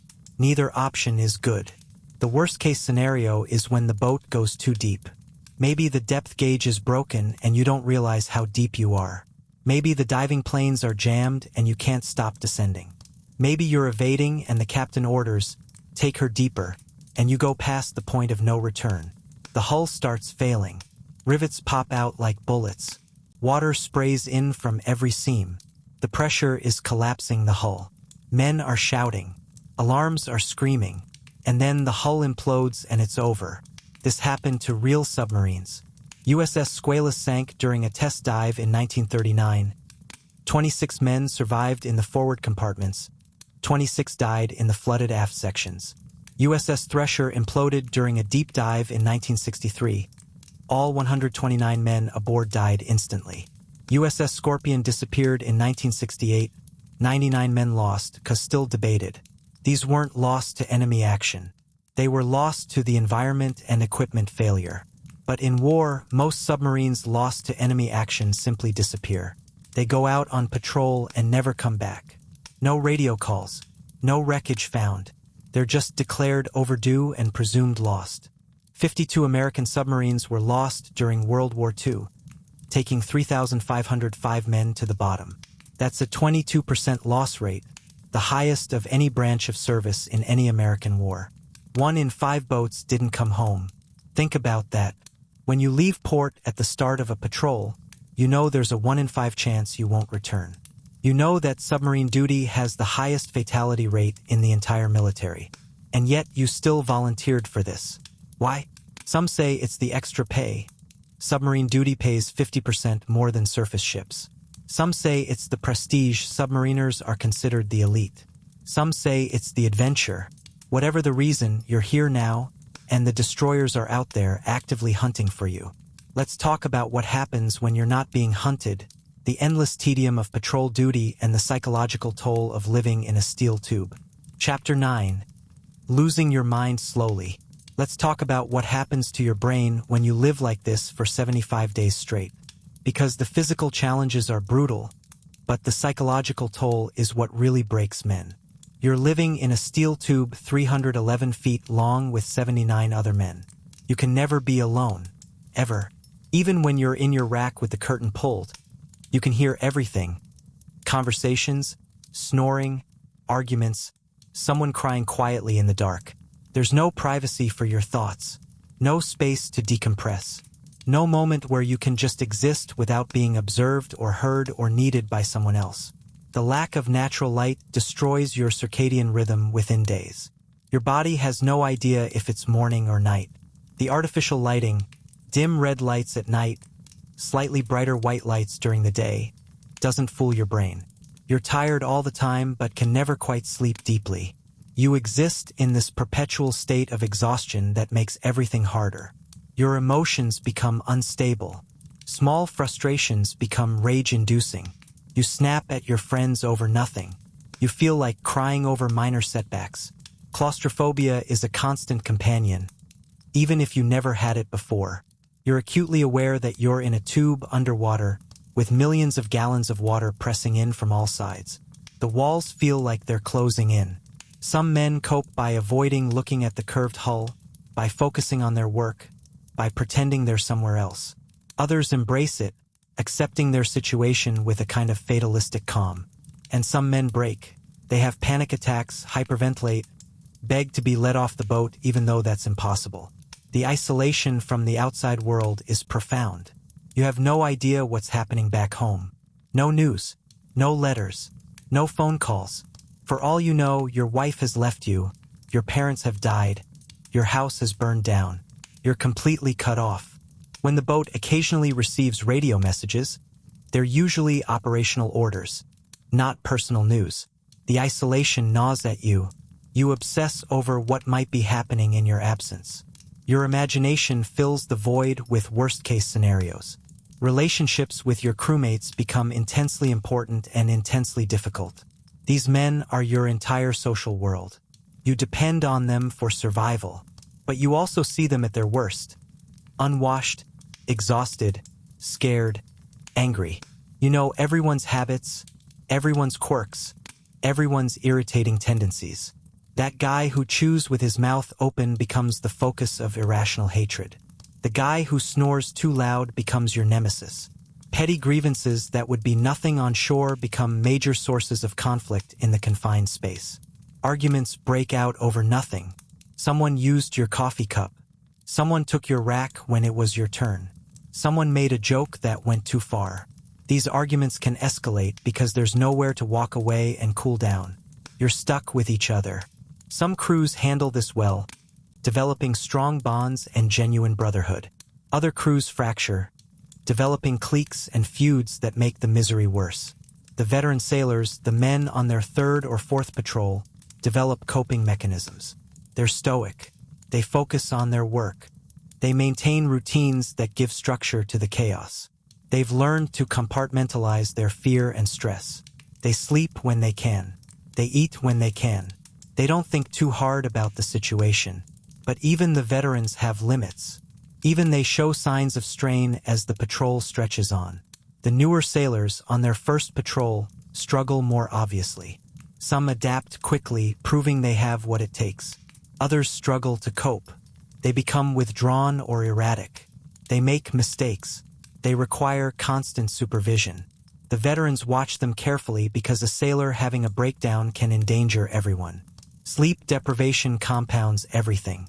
You're running on 3 to 4 hours of sleep per day, and it's not good sleep.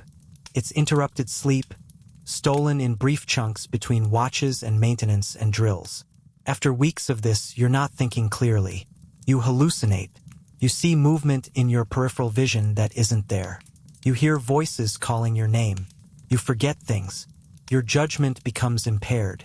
And this is when mistakes happen. Mistakes that can kill people. The fear is always present. It's not constant screaming terror. That would actually be easier to deal with. It's a low-level anxiety that never goes away. You're aware, every moment, that you're in a fragile container surrounded by hostile environment. You're aware that enemy forces are actively trying to kill you. You're aware that mechanical failure could doom you. This awareness sits in the back of your mind, coloring everything else. Some men learn to live with it. Others let it consume them. And then there are the moments of acute terror during depth charge attacks or equipment failures. Those moments sear themselves into your memory. The sound of explosions, the feeling of helplessness, the certainty that you're about to die. Even after you survive, even after the attack ends, your body remembers. Your hands shake, your heart races, you startle at sudden sounds. What we'd now call PTSD starts developing during the patrol, not after. Religious faith becomes either a comfort or a source of anguish. Some men pray constantly, finding strength in their belief. Others lose their faith, unable to reconcile a loving God with the hell they're living through. Some make bargains. If you get me home alive, I'll never. Whatever gets you through. Superstitions develop. Lucky coins. Special rituals before diving. Particular items that must be touched in a specific order. These superstitions give a sense of control in a situation where you have almost no control. They're irrational, but rationality isn't what keeps you sane down here. The monotony between action is its own psychological torture. Hours and hours of nothing happening. You stand your watch, staring at gauges, listening to sounds, waiting. Your mind wanders. You replay memories. You fantasize about food, sex, sleep, fresh air. You count days. You calculate how many more watches until the patrol ends. Time becomes elastic, minutes drag like hours, but somehow weeks slip by without you noticing. By day 50 or 60 of the patrol, everyone is showing strain. Conversations become shorter. Tempers are shorter. The boat develops a tense atmosphere. Everyone is thinking the same thing. When will this be over? How much longer can we do this? The psychological reserves are depleted. You're running on fumes and stubbornness. Some men develop what's called submarine syndrome, a collection of symptoms including anxiety, depression, insomnia, nightmares, and hypervigilance that develops during extended patrols. It's not an official diagnosis, but every submarine sailor knows what it means. You're breaking down mentally, slowly, day by day. Most men recover when they return to port. Some never fully recover. And here's the cruelest part. You signed up for this. You volunteered. Nobody forced you onto this boat. When the psychological strain becomes overwhelming, when you're barely holding it together, you can't even take comfort in being a victim of circumstance. You chose this. That knowledge adds guilt to the list of emotions you're struggling with. The submariners who survive multiple patrols develop a particular kind of mental toughness. They learn to endure without breaking. They learn to function while terrified. They learn to maintain discipline when every instinct screams to panic. But that toughness comes at a cost. Many submarine veterans struggle with psychological issues for the rest of their lives. The experience marks you permanently. Right now, you're still in the middle of your patrol. You've got weeks more of this. Your mind is fraying at the edges. You're holding it together through sheer force of will and the support of your crewmates. But you can feel yourself changing. The person who boards this submarine at the start of the patrol is not the same person who will leave it at the end. Assuming you survive, let's talk about one of the few connections you have to the world outside. The rare moments of communication with home. Chapter 10. The world you left behind. So you're 6 weeks into this patrol, and you haven't heard a single word from home. No letters, no news, no idea if anyone you love is even still alive. Let's talk about how submarines stay connected to the world, or more accurately, how they don't. The radio equipment on USS Gato can receive messages, but transmitting is dangerous. Radio signals can be detected and direction-finding equipment can pinpoint your location. So the policy is simple. Radio silence unless absolutely necessary. You receive messages. You almost never send them. This one-way communication means you're hearing orders, operational updates, and occasionally news summaries, but you can't send anything back. You can't tell anyone you're okay. You can't ask about your family. You just receive and acknowledge. The messages come in code. Everything is encrypted because Japanese forces monitor radio frequencies constantly. The radio man on duty copies down the coded groups, then uses the cipher materials to decode them. Most messages are boring operational stuff. Proceed to new patrol area. Be advised of enemy convoy movements. Return to port on this date. But occasionally, very occasionally, there are personal messages. For Smith, baby girl born July 3rd. Mother and daughter healthy. The radio man passes this to Smith, who's a machinist's mate working in the engine room. Smith reads it and his face does something complicated. Joy and grief mixed together. He's a father now. He has a daughter he's never met. He won't meet her for another month when the patrol ends, assuming he survives. He's missed the birth. He's missing her first weeks of life. But she exists. She's healthy. That's something to hold on to. Or, for Johnson, father passed July 8th. Funeral held July 11th. Johnson's father died 3 weeks ago, and Johnson is just learning about it now. The funeral has already happened. Everyone has already mourned. Johnson is alone with his grief on a submarine, unable to cry properly because there's no privacy, unable to mourn openly because he has a watch to stand in 2 hours. He goes to his rack, pulls the curtain, and cries silently while pretending to sleep.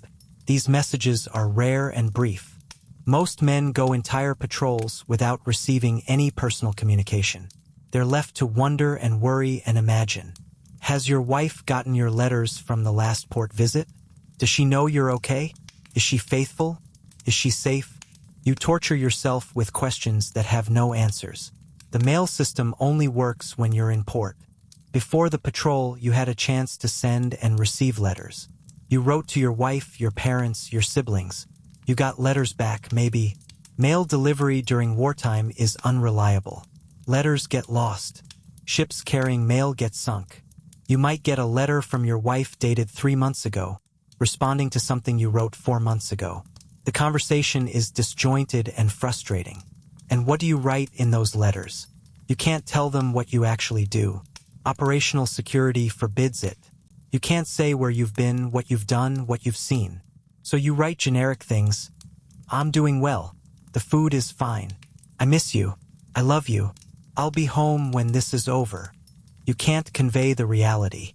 Even if you could, you probably wouldn't want to. Why burden them with the truth? The letters you receive from home talk about rationing, about war work, about keeping the house running, about missing you. They try to sound cheerful and positive because they don't want to worry you. You try to sound cheerful and positive because you don't want to worry them. Both sides are lying to protect each other. The result is a correspondence that feels hollow, like you're talking to strangers who happen to share your names and history.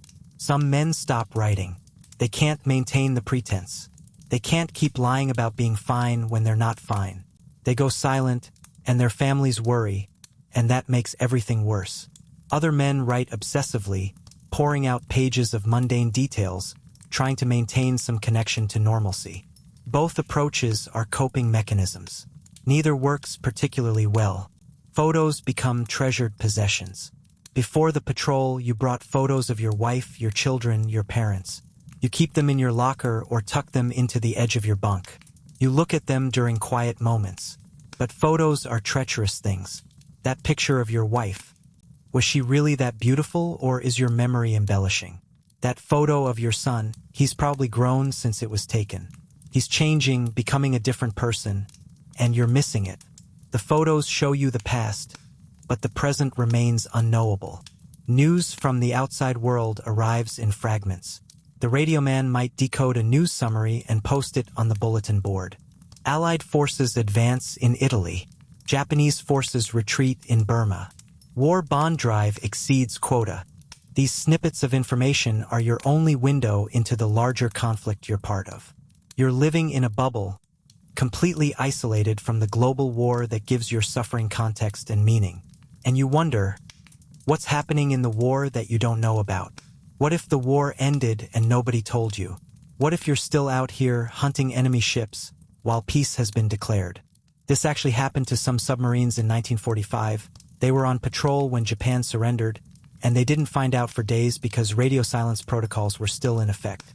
The isolation creates a strange distortion of reality. The submarine becomes your entire world. The war becomes abstract. Even your own country feels distant and unreal. When you finally return to port and see American flags and hear people speaking English and see American newspapers, it feels foreign. You've been gone so long that home doesn't feel like home anymore. Some men handle the isolation by mentally disconnecting from their previous lives. They focus entirely on the submarine and their duties. They don't think about home because thinking about it hurts too much. They become fully present in their current hell, abandoning emotional connections to anything outside. This works as a survival mechanism, but it makes readjustment after the patrol extremely difficult. Others cling desperately to their connections. They talk constantly about their families. They show everyone their photos repeatedly. They count down the days until they can return. They live for the future, enduring the present only as an obstacle to overcome. This keeps them motivated but makes every day feel longer because they're not accepting their current reality. The boats that maintain high morale are the ones that create their own culture and community. They become like isolated villages, developing inside jokes, traditions, shared experiences that bond them together. The external world fades in importance because the internal world, the boat and its crew, becomes all-consuming. This is healthy in some ways and deeply unhealthy in others. And throughout all of this, you're aware that people back home don't understand. They can't understand. The gap between your experience and theirs is unbridgeable. When you eventually return home and someone asks, "How was it?" What can you possibly say? "It was fine?" That's a lie. "It was hell?" That sounds like complaining. The truth is too complex and too dark to articulate to someone who wasn't there. So you say something non-committal and change the subject, and the isolation continues even after you've left the submarine. The submariners coming back from patrol don't talk much about what they experienced. They drink heavily. They spend their shore leave trying to forget. They seek out other submariners because only other submariners understand.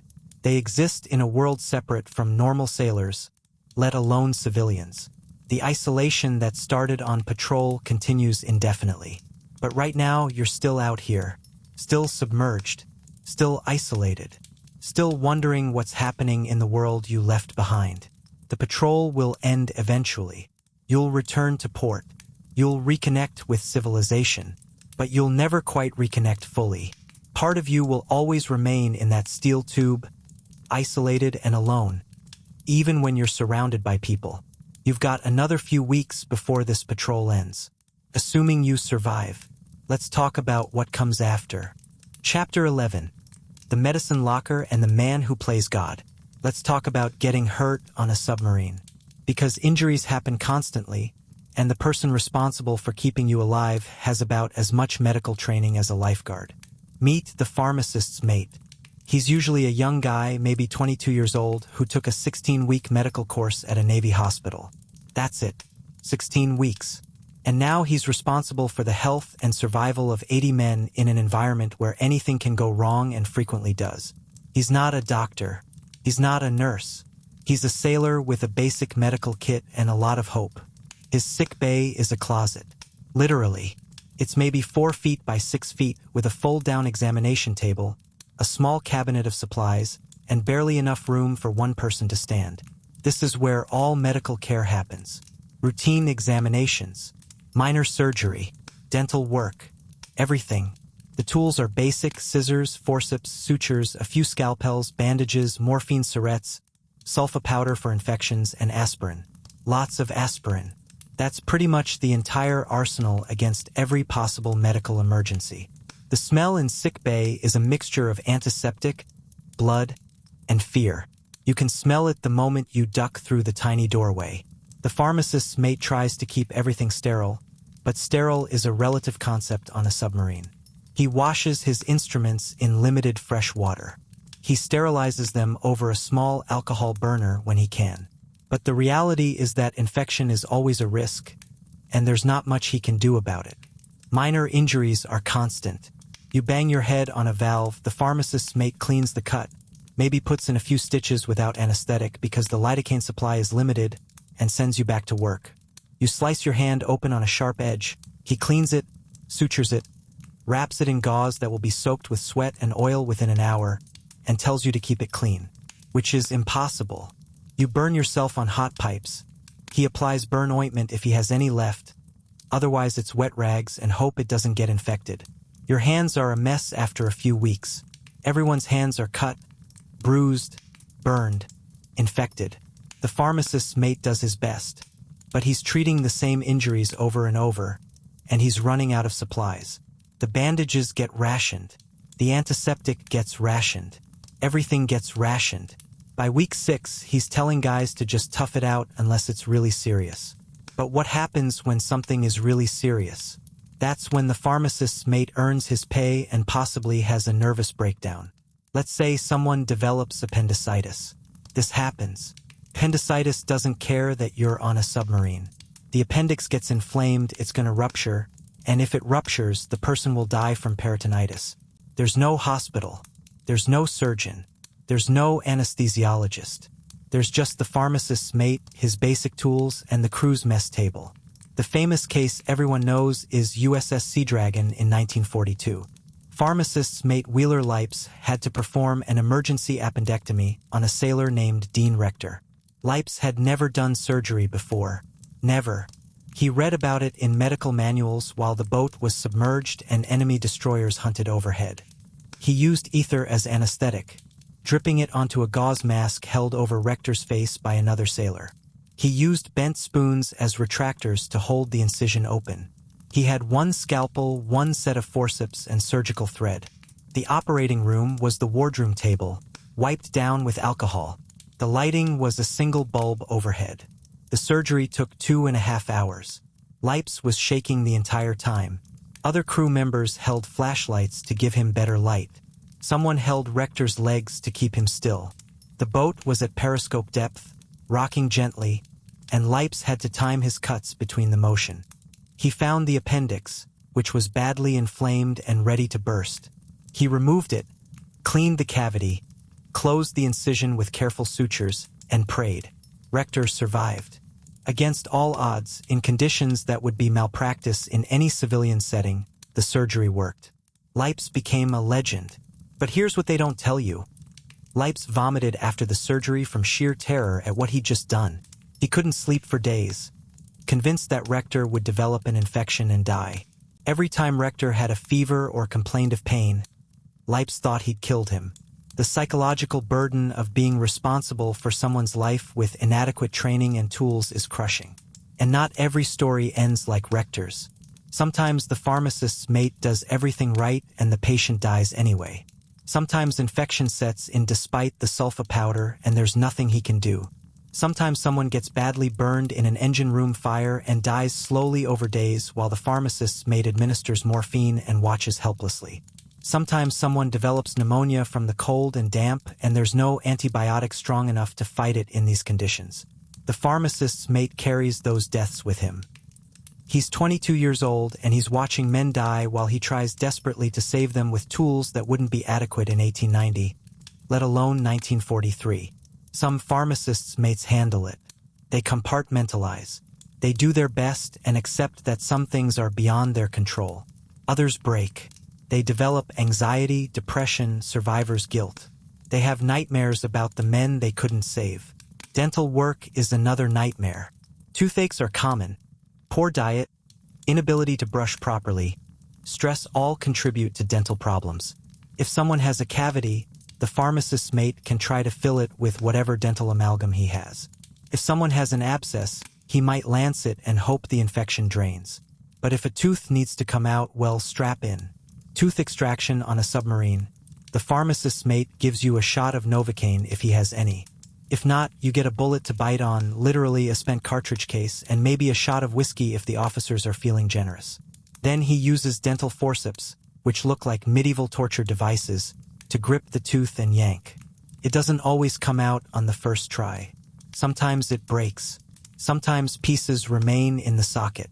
Sometimes the pain is so intense you pass out, which is actually a mercy. The socket bleeds profusely. You're told to bite down on gauze and not talk for a day. Good luck with that when you have a watch to stand in 4 hours. Seasickness is treated with nothing. There's no effective treatment. You suffer through it. The pharmacist's mate might give you some crackers and tell you to focus on the horizon, which is hilarious since there is no horizon underwater. You vomit into a bucket, then you go back to work, then you vomit again. This continues until the seas calm or your body adapts. Some men never adapt. They're seasick for the entire patrol. Mental health issues are the hardest for the pharmacist's mate to handle. When someone has a psychological breakdown, and it happens, what can he do? There's no psychiatrist. There's no therapy. There's no medication for anxiety or depression beyond maybe sedating someone with morphine if they're completely out of control. Usually, the solution is to keep the person working, keep them occupied, and hope they hold together until the patrol ends. If someone becomes truly dangerous, violent, or suicidal, they might be physically restrained and sedated. It's brutal and primitive, but there are no good options. The pharmacist's mate also deals with all the disgusting problems nobody wants to talk about. Hemorrhoids, extremely common from poor diet and limited bathroom access. Constipation, diarrhea, rashes in uncomfortable places.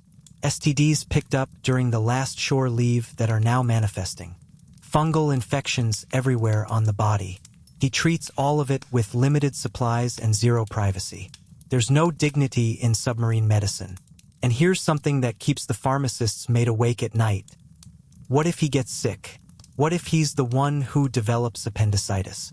What if he's injured? Who takes care of the caretaker? Usually, there's one other sailor with basic first aid training, but that's it. If the pharmacist's mate goes down, the boat's medical capabilities drop to almost nothing. His supply locker is constantly running low. Morphine rationed strictly. Bandages reused when possible. Antiseptic diluted to make it last. Aspirin handed out like candy because it's all he can offer for most pain. By the end of a long patrol, the locker is nearly empty. He's making decisions about who really needs treatment and who can tough it out. He's playing triage with his shipmates, deciding whose suffering is bad enough to use the dwindling supplies. The psychological toll on the pharmacist's mate is unique. He's not just worried about his own survival. He's responsible for everyone else's. Every injury is his fault in his mind because maybe he could have prevented it. Every death haunts him because maybe he could have saved them with better skills or better supplies. He carries guilt that other sailors don't have to carry. But he keeps going. Every day he opens that tiny sick bay. He treats the cuts and burns and infections. He pulls teeth. He stitches wounds. He dispenses the little medication he has. He offers comfort when he can't offer cures. He's the closest thing to a doctor these men have, and they depend on him absolutely. So the next time you complain about waiting too long at the doctor's office, or about your insurance not covering something, or about a medical bill, remember the 22-year-old pharmacist's mate in his closet-sized sickbay, performing surgery with bent spoons while enemy destroyers hunt overhead, trying desperately to keep 80 men alive with 16 weeks of training and a prayer. Let's talk about something equally dark. The enemy you're trying to kill and who's trying to kill you. Chapter 12. The enemy you never see. Here's something nobody tells you about submarine warfare. You almost never see the people you're killing. You fire torpedoes at ships that are miles away. You watch through the periscope as those ships explode and sink. And then you dive deep and escape before the escorts find you. The enemy is abstract, distant, almost unreal. But they're not abstract. They're men, just like you. Let's talk about what happens when you sink a ship. You're at periscope depth, you've lined up the perfect shot, and the captain gives the order, "Fire 1, fire 2. The torpedoes leave the tubes with that satisfying thump. You wait, 40 seconds that feel like 40 years. And then boom, the explosion is muffled underwater. But you can hear it, feel it. The periscope shows the target ship with a massive hole torn in its side. Water is rushing in. The ship is listing, and it's sinking. What you're seeing through that periscope is hundreds of men dying.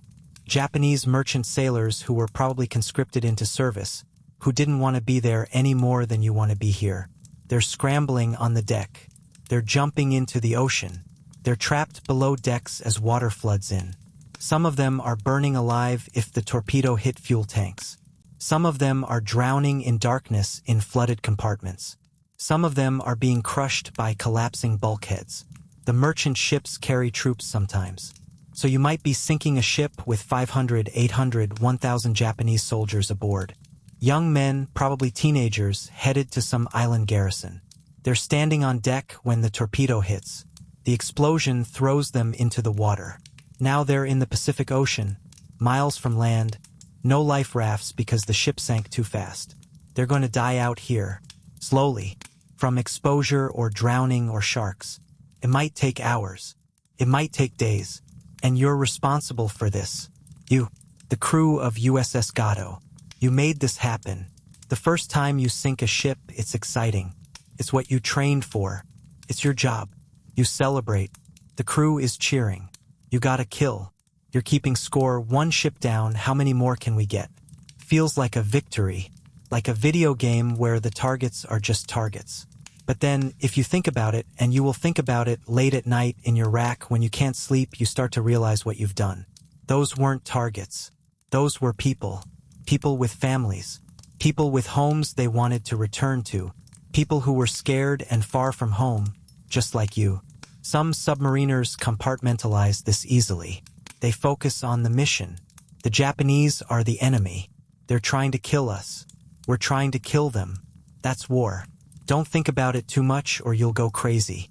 These men are able to fire torpedoes, watch ships sink, and sleep fine at night. They're not psychopaths. They've just found a way to emotionally distance themselves from the consequences of their actions. Others struggle. They have nightmares about the men they've killed. They see faces in the water, even though they were too far away to actually see faces. They imagine the screams, even though they couldn't hear them. They think about the letters that will be sent to families back in Japan. We regret to inform you that your son/husband/father was lost at sea. They carry guilt that compounds over multiple patrols, multiple ships, thousands of deaths. And here's something that makes it worse.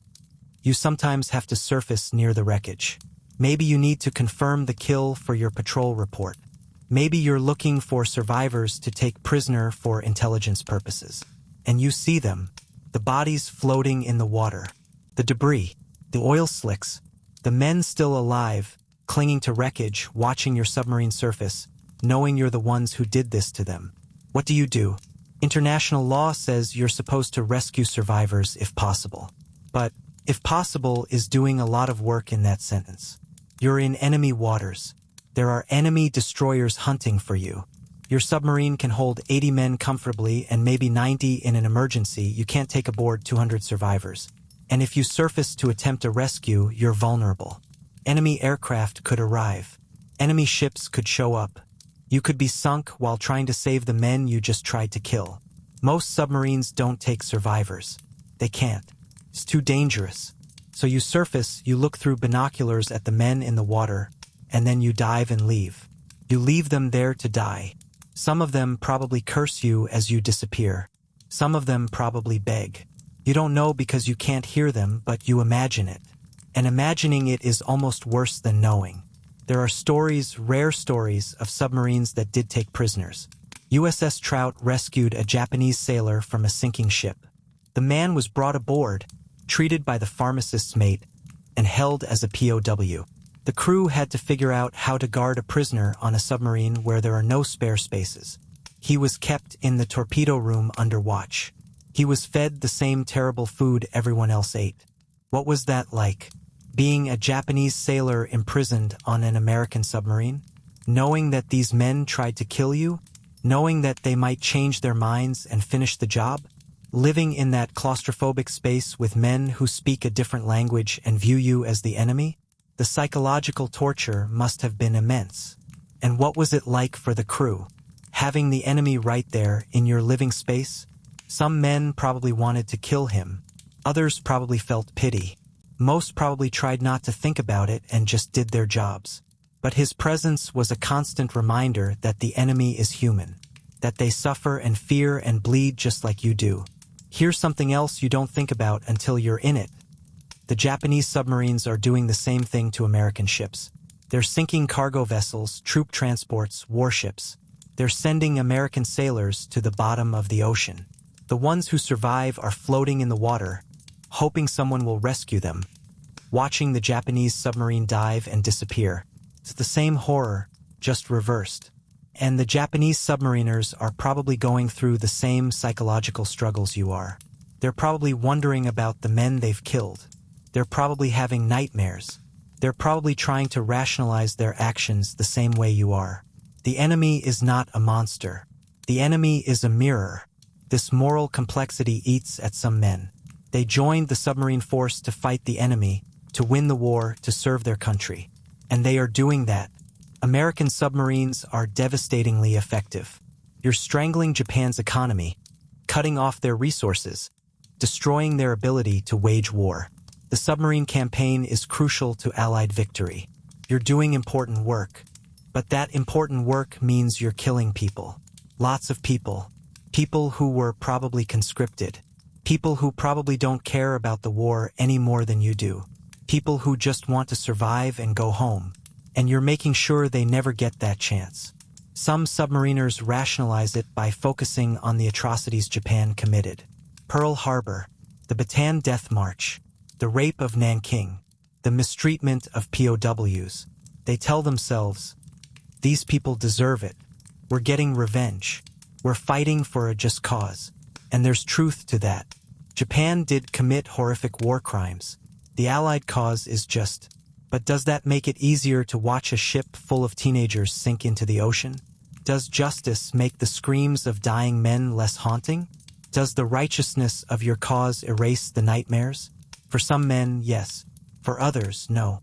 And here's the cruelest part. You can't talk about these feelings.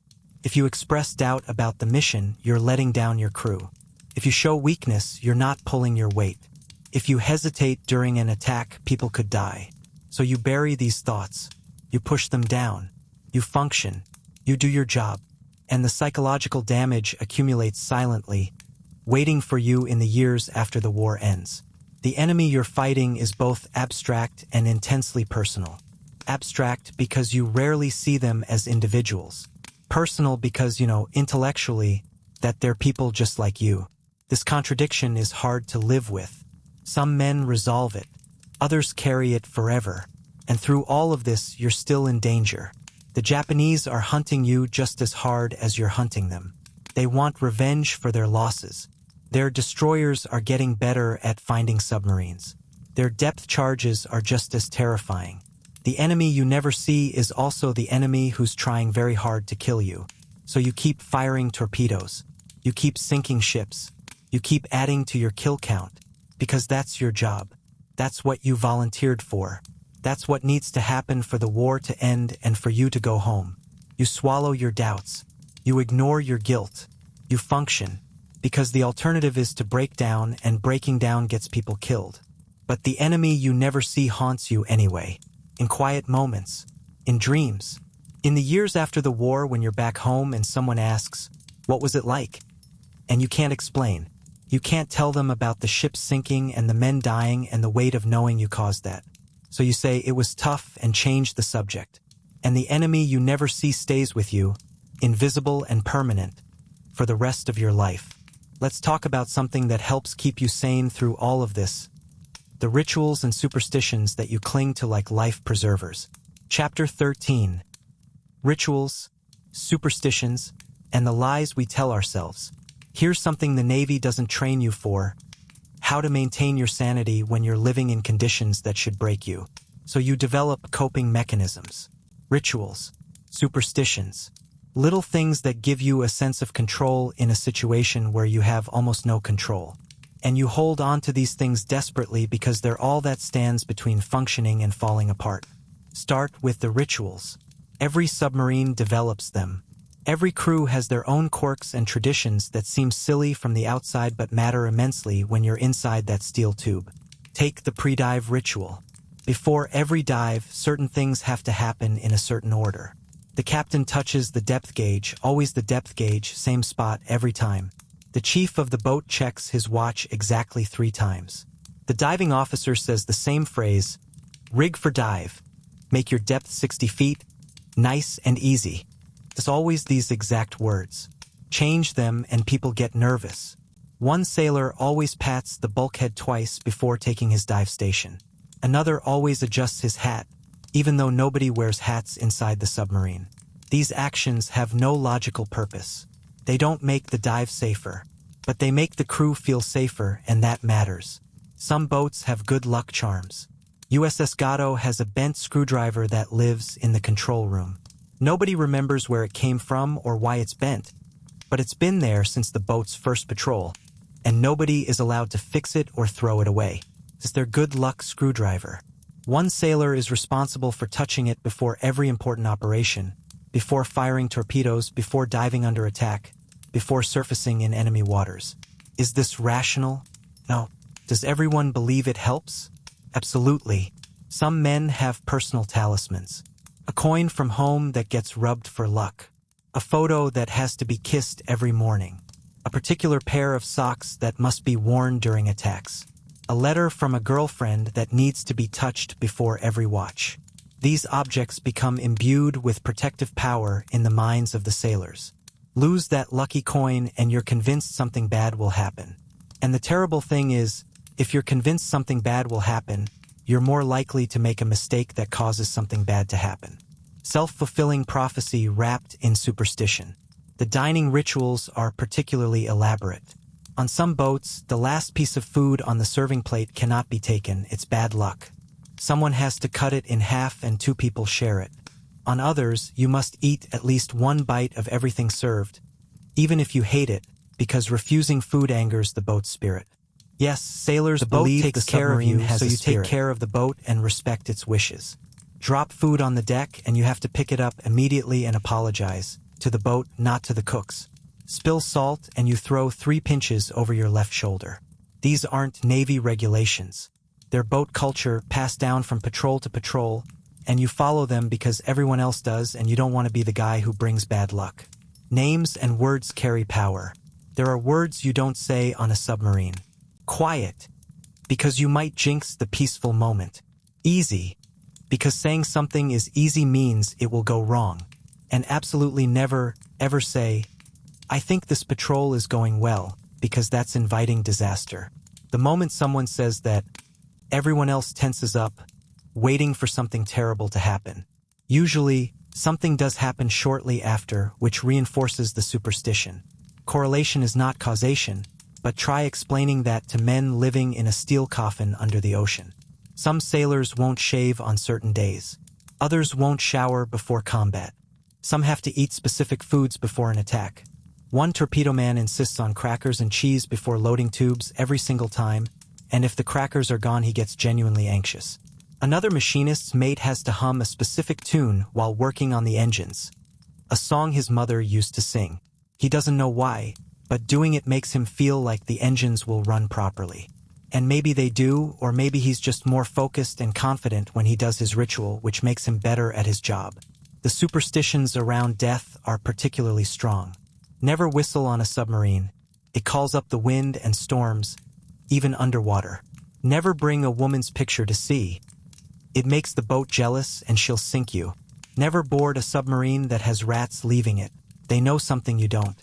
And if you dream about someone dying, tell no one, because talking about the dream gives it power. These beliefs are irrational, but they're deeply held. Men who are otherwise sensible and educated become superstitious believers when they're in an environment where death is always close. Counting is dangerous. Never count the days until you get home. It's tempting fate. Never count how many ships you've sunk. Hubris invites punishment. Never count how many patrols you've survived. You're asking for the next one to be your last. Instead, you take it one day at a time, one watch at a time, never looking too far ahead or too far behind. Living in the moment is both a survival strategy and a superstition. Some crews have elaborate ceremonies. When a sailor completes his first patrol, there's an initiation. The details vary by boat, but it usually involves some kind of humiliation, some test of courage, and acceptance into the brotherhood. One boat makes new men eat a piece of diesel-soaked bread. Another makes them dive into the bilge water and retrieve a coin. These rituals bond the crew, creating shared experience and inside jokes. They also give new sailors something to focus on besides their fear. You're not worried about dying when you're worried about what embarrassing thing the veterans will make you do. Religious rituals become more important underwater. Men who never prayed on land pray constantly at sea. Some say grace before every meal, even the terrible ones. Some pray before diving. Some pray during depth charge attacks. Others read their Bibles during quiet moments, finding comfort in familiar words. The chaplain isn't aboard, submarines are too small, but men create their own religious practices, and nobody mocks them for it. Even the non-believers respect the believers because everyone needs something to hold on to. Some superstitions are about reading the boat's mood. The submarine is alive in the minds of the crew. She creaks and groans differently depending on her mood. A certain sound means she's happy and running well. A different sound means something's wrong. Veterans claim they can tell by the feel of the deck plates whether the boat is in danger. This is partly experience. They're picking up on subtle vibrations and sounds that indicate mechanical problems. But it's also superstition. They believe the boat communicates with them, warns them, protects them if they treat her right. The most powerful superstitions involve breaking bad luck. If something goes wrong, equipment fails, a torpedo misfires, someone gets injured, there must be a reason. Someone violated a ritual. Someone said the wrong thing. Someone brought bad luck aboard. The crew becomes detectives, trying to figure out who's responsible. And once they identify the culprit, there's usually some corrective ritual. Maybe the guy has to apologize to the boat. Maybe he has to perform some embarrassing task. Maybe he's just shunned until the bad luck passes.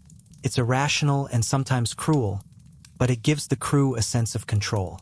We can fix this. We can correct the problem. We're not helpless.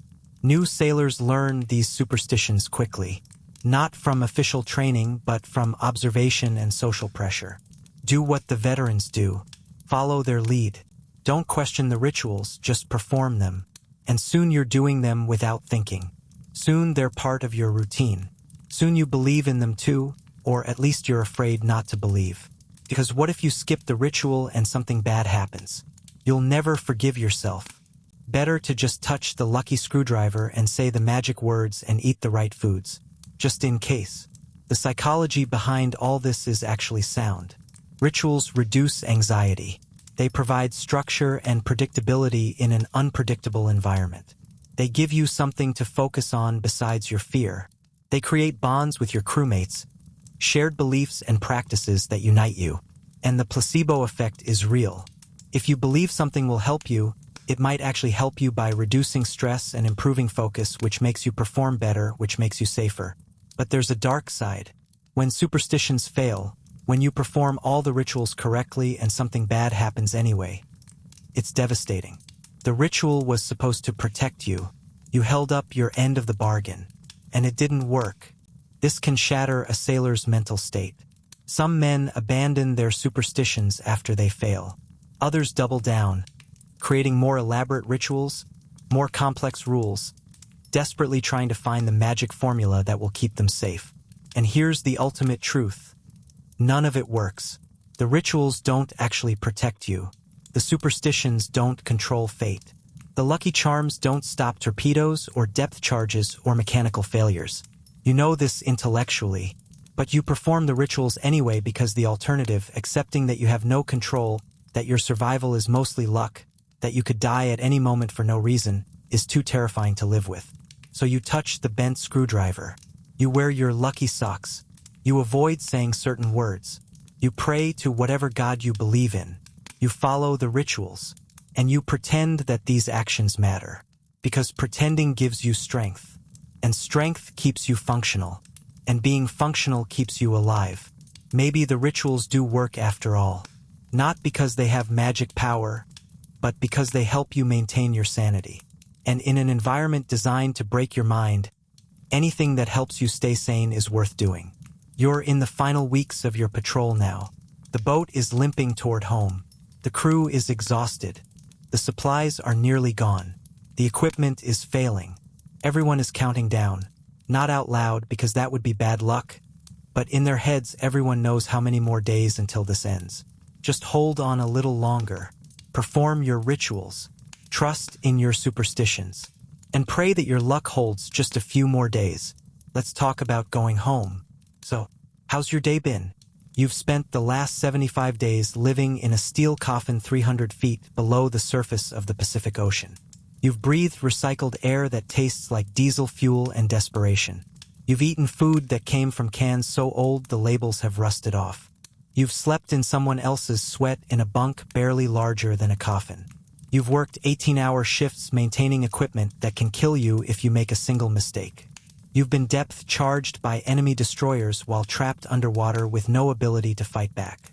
You've gone weeks without a proper shower, wearing the same clothes until they've practically rotted off your body. You've lost weight. You've lost sleep. You've lost parts of your sanity that you'll never fully recover. And you survived. Against all odds, against the ocean and the enemy and the equipment failures and the accumulated misery, you survived. The patrol is over. USS Gato is limping back to Pearl Harbor or Midway or wherever home base happens to be. The crew is exhausted, filthy, traumatized, and alive.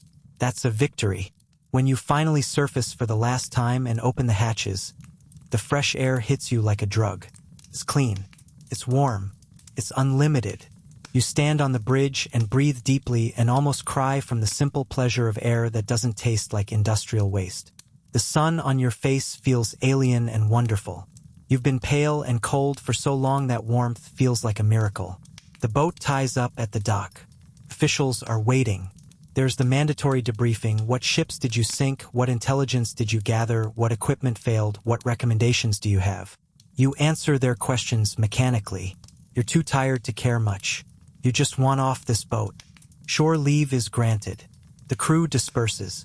Some men head immediately for the nearest bar and get spectacularly drunk.